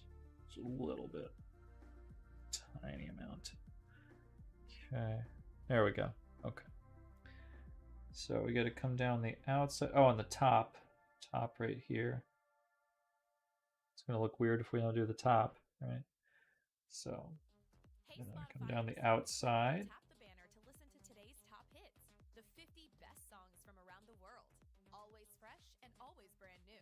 Brought to you by our friends at Pluto TV. Just Stream free. right around this area here. You know, I was saying that we were gonna have to try and do this down the back. However, it occurs to me that I could probably get away with not doing this on the back of the mech. I could probably just do this down the front, and then would anyone really notice or care if I didn't do it on the back? I don't know. Would that be a big deal if I didn't do the back? I don't know. We'll probably do the back. Let's see. But, you know, I'll probably do it, but it just occurs to me that I could probably get away with not doing it. But, you know, there's a limit to how lazy I want to be with it, I guess. Like, it doesn't have to look, you know, painting contest good. But it does, I don't know. I do have some standards, I guess. Okay, and then come out this far on the foot here. We'll come out to there, and then here we'll come out to this area. Right? Okay. So there are our limits, and we'll just kind of go back and fill that in.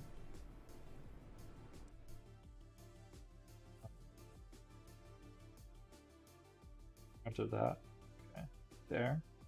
Yeah, and then we'll just go back and fill that in and try to stay out of the shadowy recesses. Maybe the top of that. Okay. That. And it's right here. Oops. I did the wrong side. Whoops. I meant to do the inside of that. Ah, shit. Ah, idiot.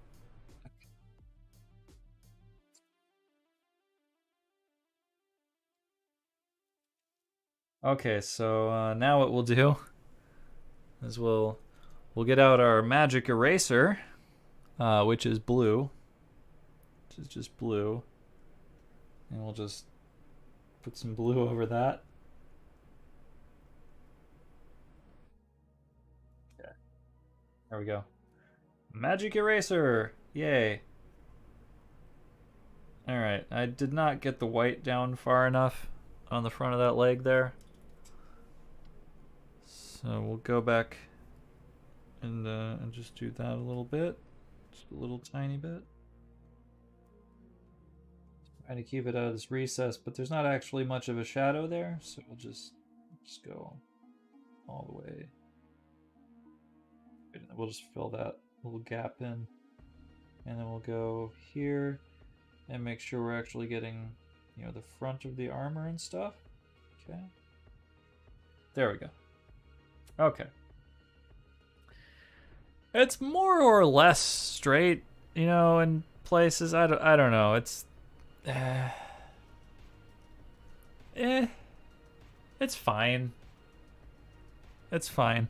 Okay, so we'll just go back and we'll just do a second coat of what we've just done, basically, and then we'll probably go down the back and do the same thing. And then we got to do the same thing on all three of the other mechs. However,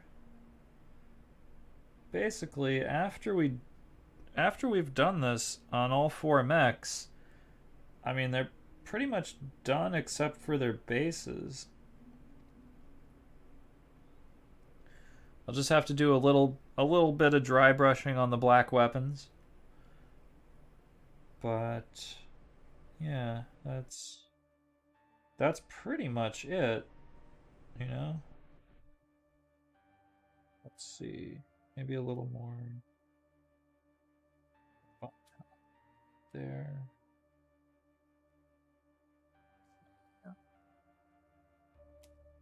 Yeah. So that's pretty much it.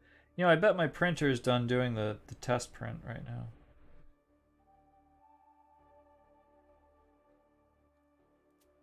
Let's see.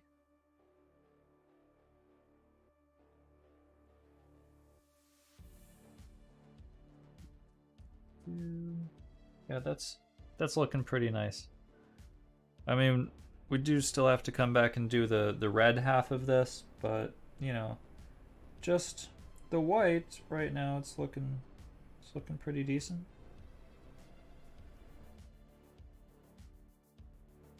And also, having kind of a white undercoat will help the red be a little bit, you know, poppier, a little bit brighter, and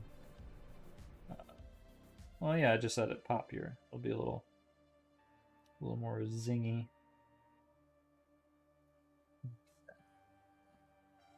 You know, as long as I've got this here, I'm just gonna kind of go around the outside of this missile launcher, make sure that's all highlighted nicely. It didn't really catch a lot of it when I was doing the dry brushing and stuff, and I want this to be a little more emphasized, I think. Like that area.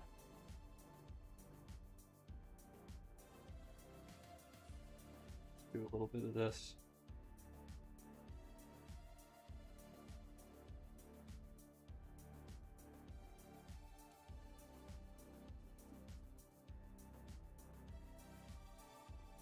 Yeah. There we go. There we go. Look at that. That looks pretty nice. Okay.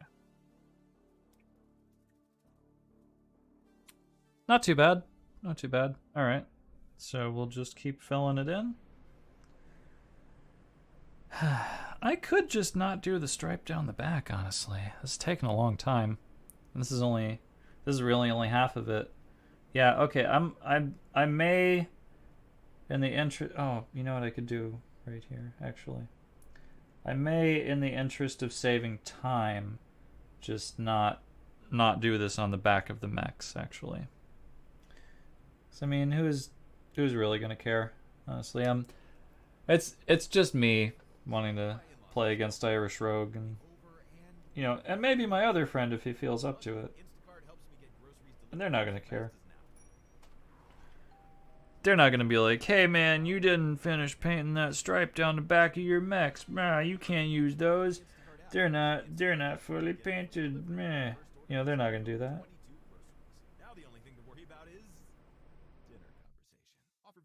So yeah, I might just go with it. We've got a bunch of other mechs to do. Anyway, yeah. So my new 3D printer, I was having it do the test print after I just set it up, and it's an owl. It's a little owl perched on a log, basically. And when last I saw it, it was looking pretty good. And when I started the stream, it was 79% complete. So I imagine it's fully complete right now. And it's probably just waiting for me to take it off the printer and stuff. So I'm very excited to see how it came out. So if that came out pretty well, then I totally have a pretty cool thing that I would like to print on that printer that's going to take a much longer time. I got this thing on my, it's not a BattleTech thing, but I got this thing on my mini factory. It's for frost, well, it's not for it, but I'm going to use it for Frostgrave, and it's basically like a ruined wizard tower kind of thing. It's really cool. You know, I haven't been able to print it up until now because it's fairly large. You know, it's a piece of terrain, and I didn't want to like try to split it into sections and print it on my small resin printer and stuff. But you know, now that I have this nice FDM printer, I can probably just print the whole thing in one go, right? Maybe. It's like this Anycubic Cobra. It has a filament runout sensor, so you know, if I start printing it and it runs out of filament, which I don't think will happen really, like, man, okay, so this is my first time ever like seeing a spool of of filament in person, I did not realize how big they were. Oh my gosh, like I picked up that box and it was pretty heavy, you know, like for what it is. And like I put the spool on there, it's significant. It weighs a bunch, you know? And that's because, man, there's a lot of material on it. So I'm not sure how much it's using to do the test print, but man, I can't imagine that even printing a fairly sizable terrain piece like I want to print, that it would use up an entire spool.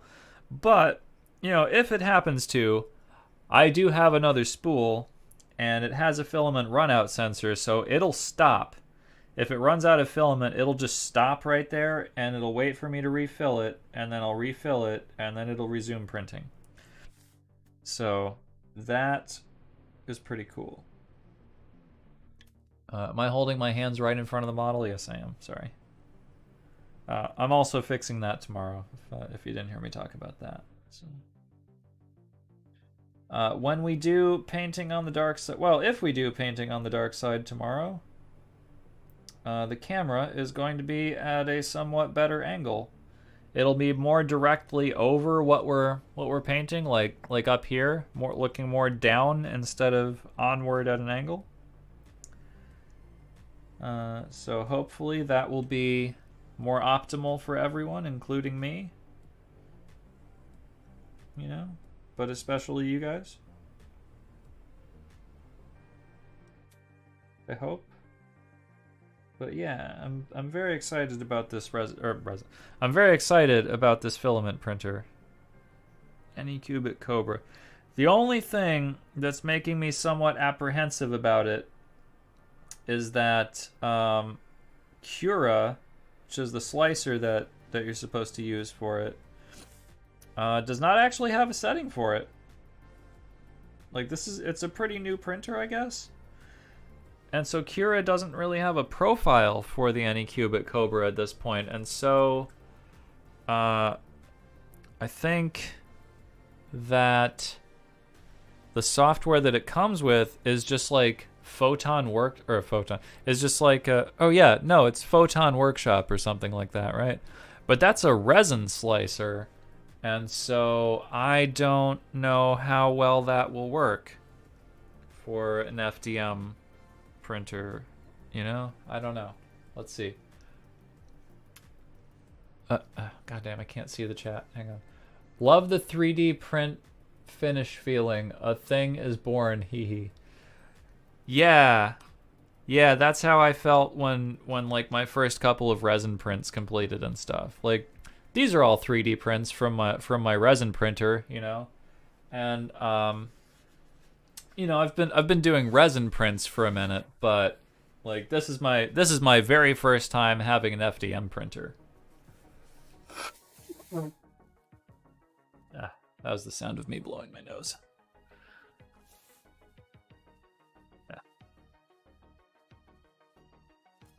So, okay.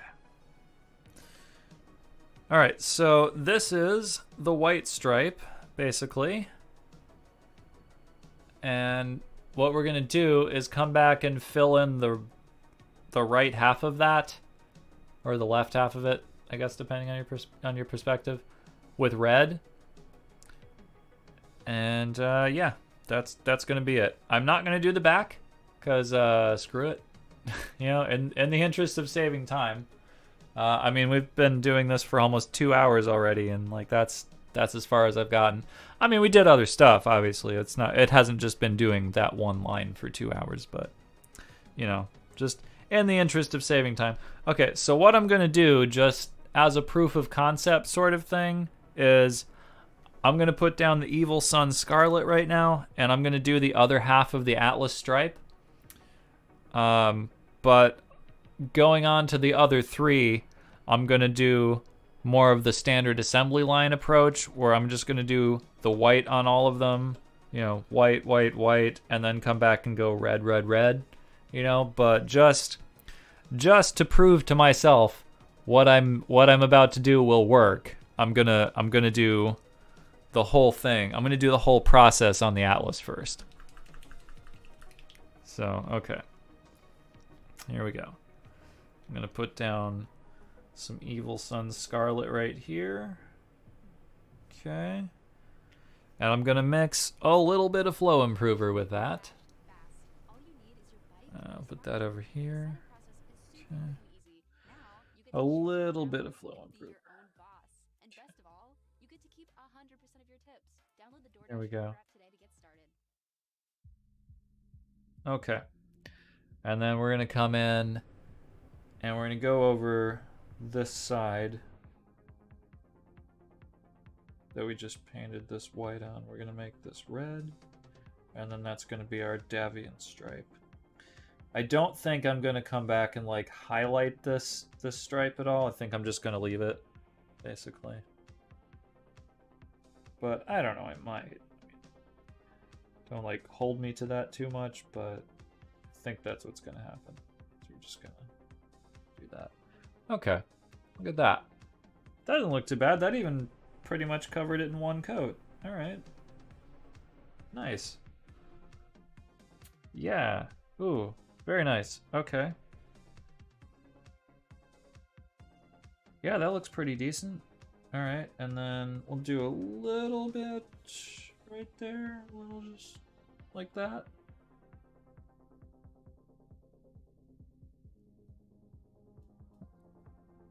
Normally, you don't want to push with the brush. That's a good way to ruin your bristles, but yeah, I don't know. There are some situations where it's not like super avoidable, where that's like the only way to get the paint into the place. But normally, don't push with your brush. Okay, so here we go. We'll just red right here.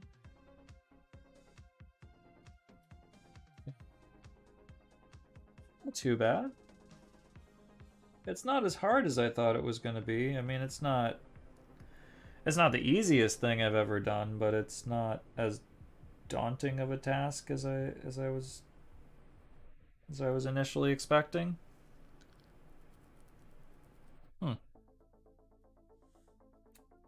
That doesn't look too bad. Yeah. All right. So a little bit right there. That's kind of the limit right there. Just gonna do that. Am I holding my hand right in front of it? Maybe.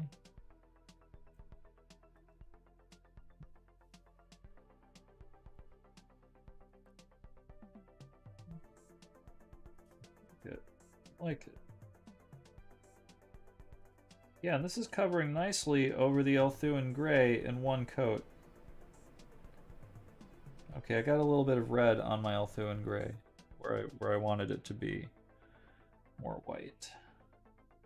So I'll have to come back and touch that up, but it should be okay. Should be mostly fine. That looks pretty good so far. I think that's looking decent.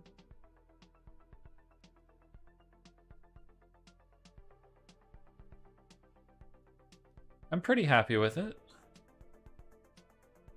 Yeah, okay. I'm gonna just touch up that spot real quick before I forget about it. Back and grab some Elthuan Gray. And I like the wet palette because, you know, the colors stay active for a pretty long time. And if I need to do a touch up like this, I can just go grab my previous color and just go. It's pretty good. Okay, now I got that a little rounded there, and I want the lines to be a little bit sharper. So we're gonna come back with some more red and then try and like touch up the touch up that we just did there. There we go. Okay, that's pretty good. And then right there. Okay, there. All right, and then yeah, Yeah. Okay. So this little white line right here, this is going to become red. And then there, just do that. Okay, yeah. And then we'll just pretty much do this all the way down. This is actually pretty fun. Yeah, I was a little apprehensive about this, but I see that there was really no need to be.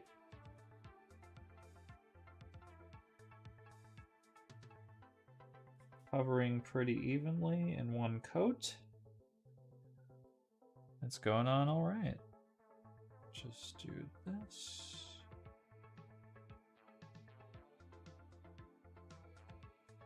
Okay. Okay, so there's what we have so far. Yeah. Yeah, not bad. Not bad. Okay. I'm gonna mix a little bit more flow improver in here. A little tiny bit. Okay. And then just this part right here, we'll just do this.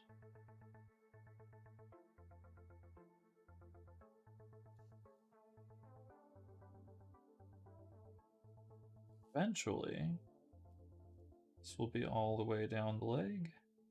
Eventually. But I love how this is just covering in one coat. An Evil Sun Scarlet was definitely the correct choice for this. You know, originally I was going to use Mephiston Red, but nah, Evil Sun Scarlet, 100%. That is the way to go. Definitely the way to go, yeah.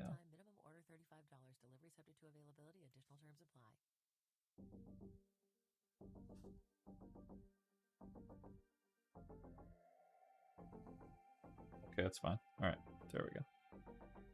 Alright, so this inside the knee part right here, we'll make that red.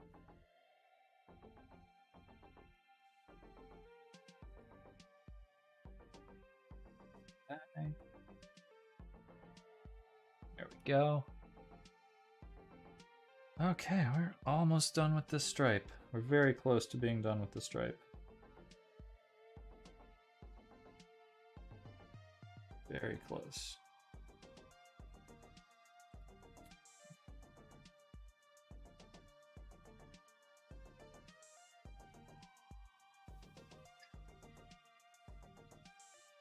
Here, just go this way. Okay, fills that in. Try and make it more straight, but yeah. Okay.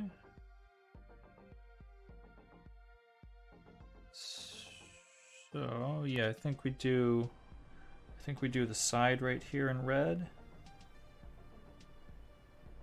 Yep. Yeah. Go down to there.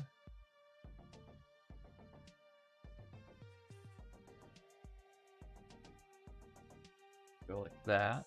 Okay, and then we'll just fill that in. Hopefully I'm not holding my hands in front of it too much. Oh, like that? Sorry.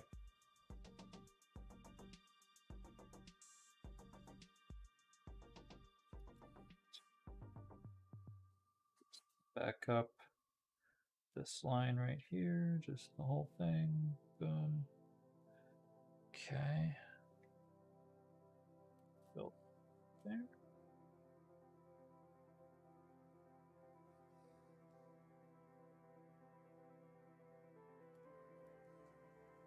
Spot right there.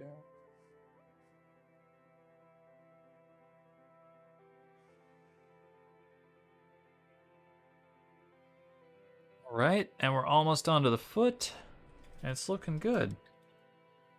It's looking very nice. Yeah, now that I'm looking at it, I think the eyes might look a little bit duller than I wanted them to look. I mean, I might do that a little, but I really won't care. Ah, yeah. Well, I mean, now that I said something about it, I'm sure you will. You didn't paint the stripe down the back. Ah, how dare you? I'm not playing against those models. Ah. Yeah. Yeah. But you wouldn't be serious about it. Let's see. That's pretty much it, I think. I think that's it.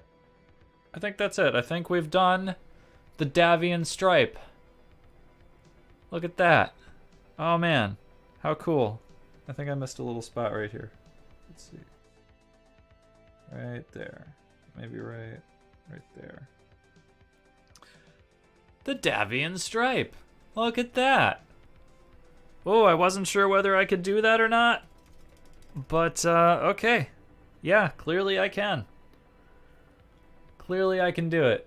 Okay. I'm not sure how close I can hold this to the camera without it, you know, unfocusing on this. Let's see. That's clearly too close. Okay. So maybe about here. Yeah, I think it looks all right. What do you guys think? Does that look pretty good? Like, looking at it in person, I think it looks pretty good. I mean, it's not the most amazingly mind-blowing thing I've ever seen, but it looks pretty good, you know. For a thing I put very little effort into, you know. Looks pretty decent. Just a little right there. Yeah. Yeah, I don't know. Huh. I think I'm happy with that. Yeah.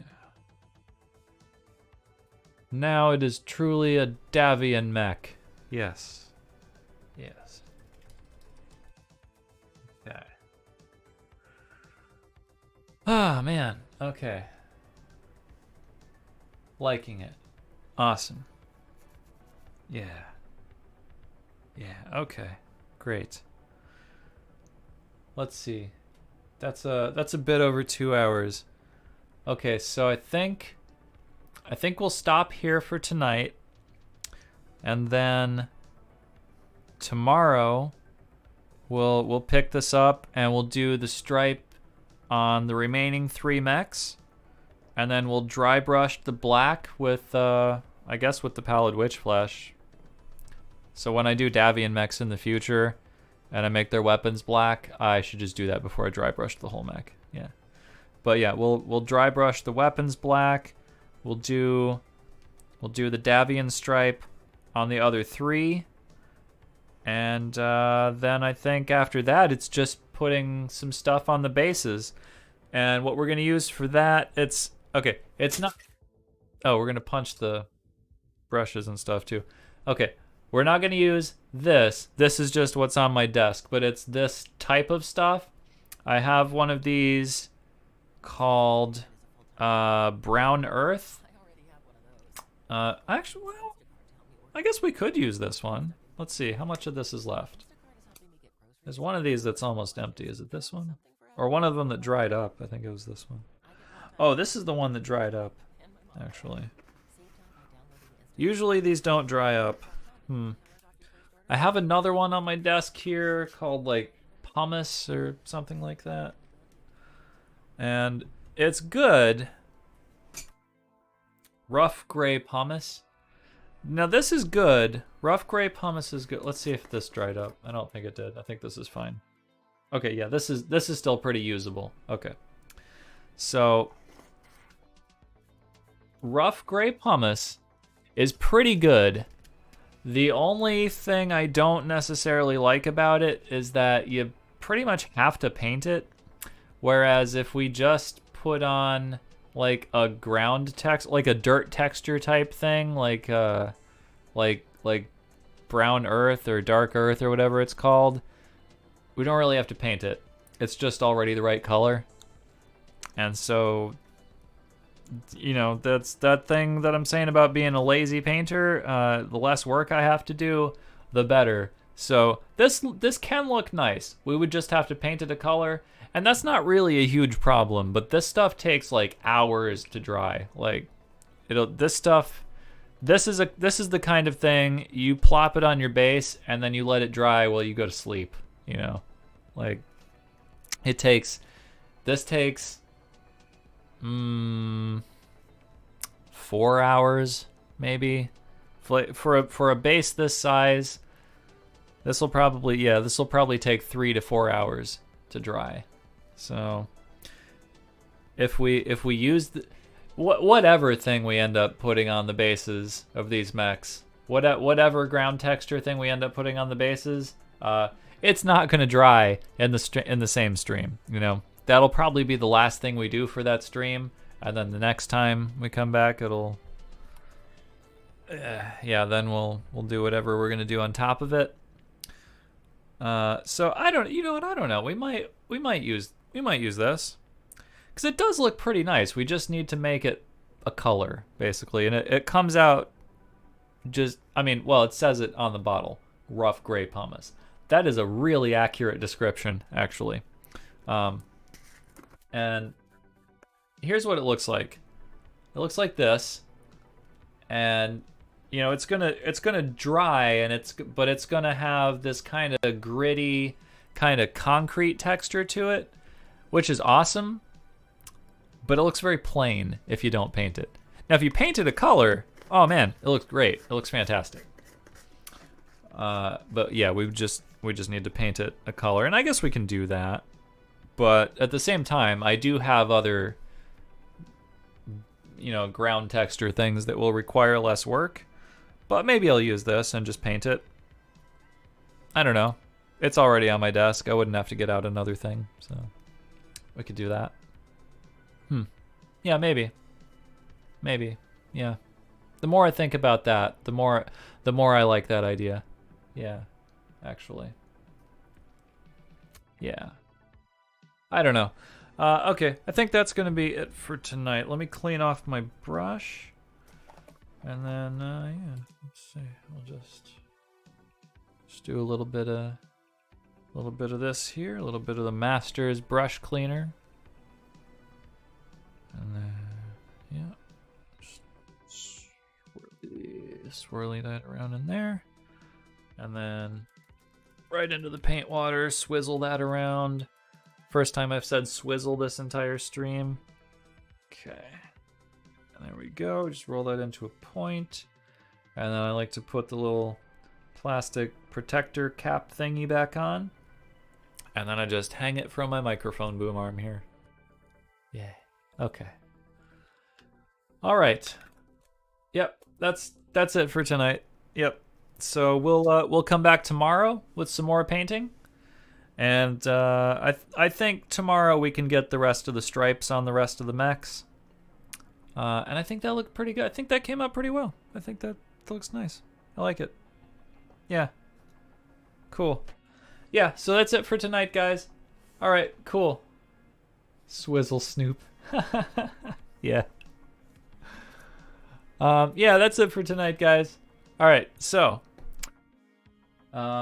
things that I say at the end. I don't know. Yeah. All right. Anyways, thanks for watching, everybody. Be sure to do all the YouTube things. Subscribe and like and do a third thing. And that's it. I'm going to see you guys tomorrow for painting the rest of the Davion stripes. Where did my mouse go? There it is. Okay. All right. Good night.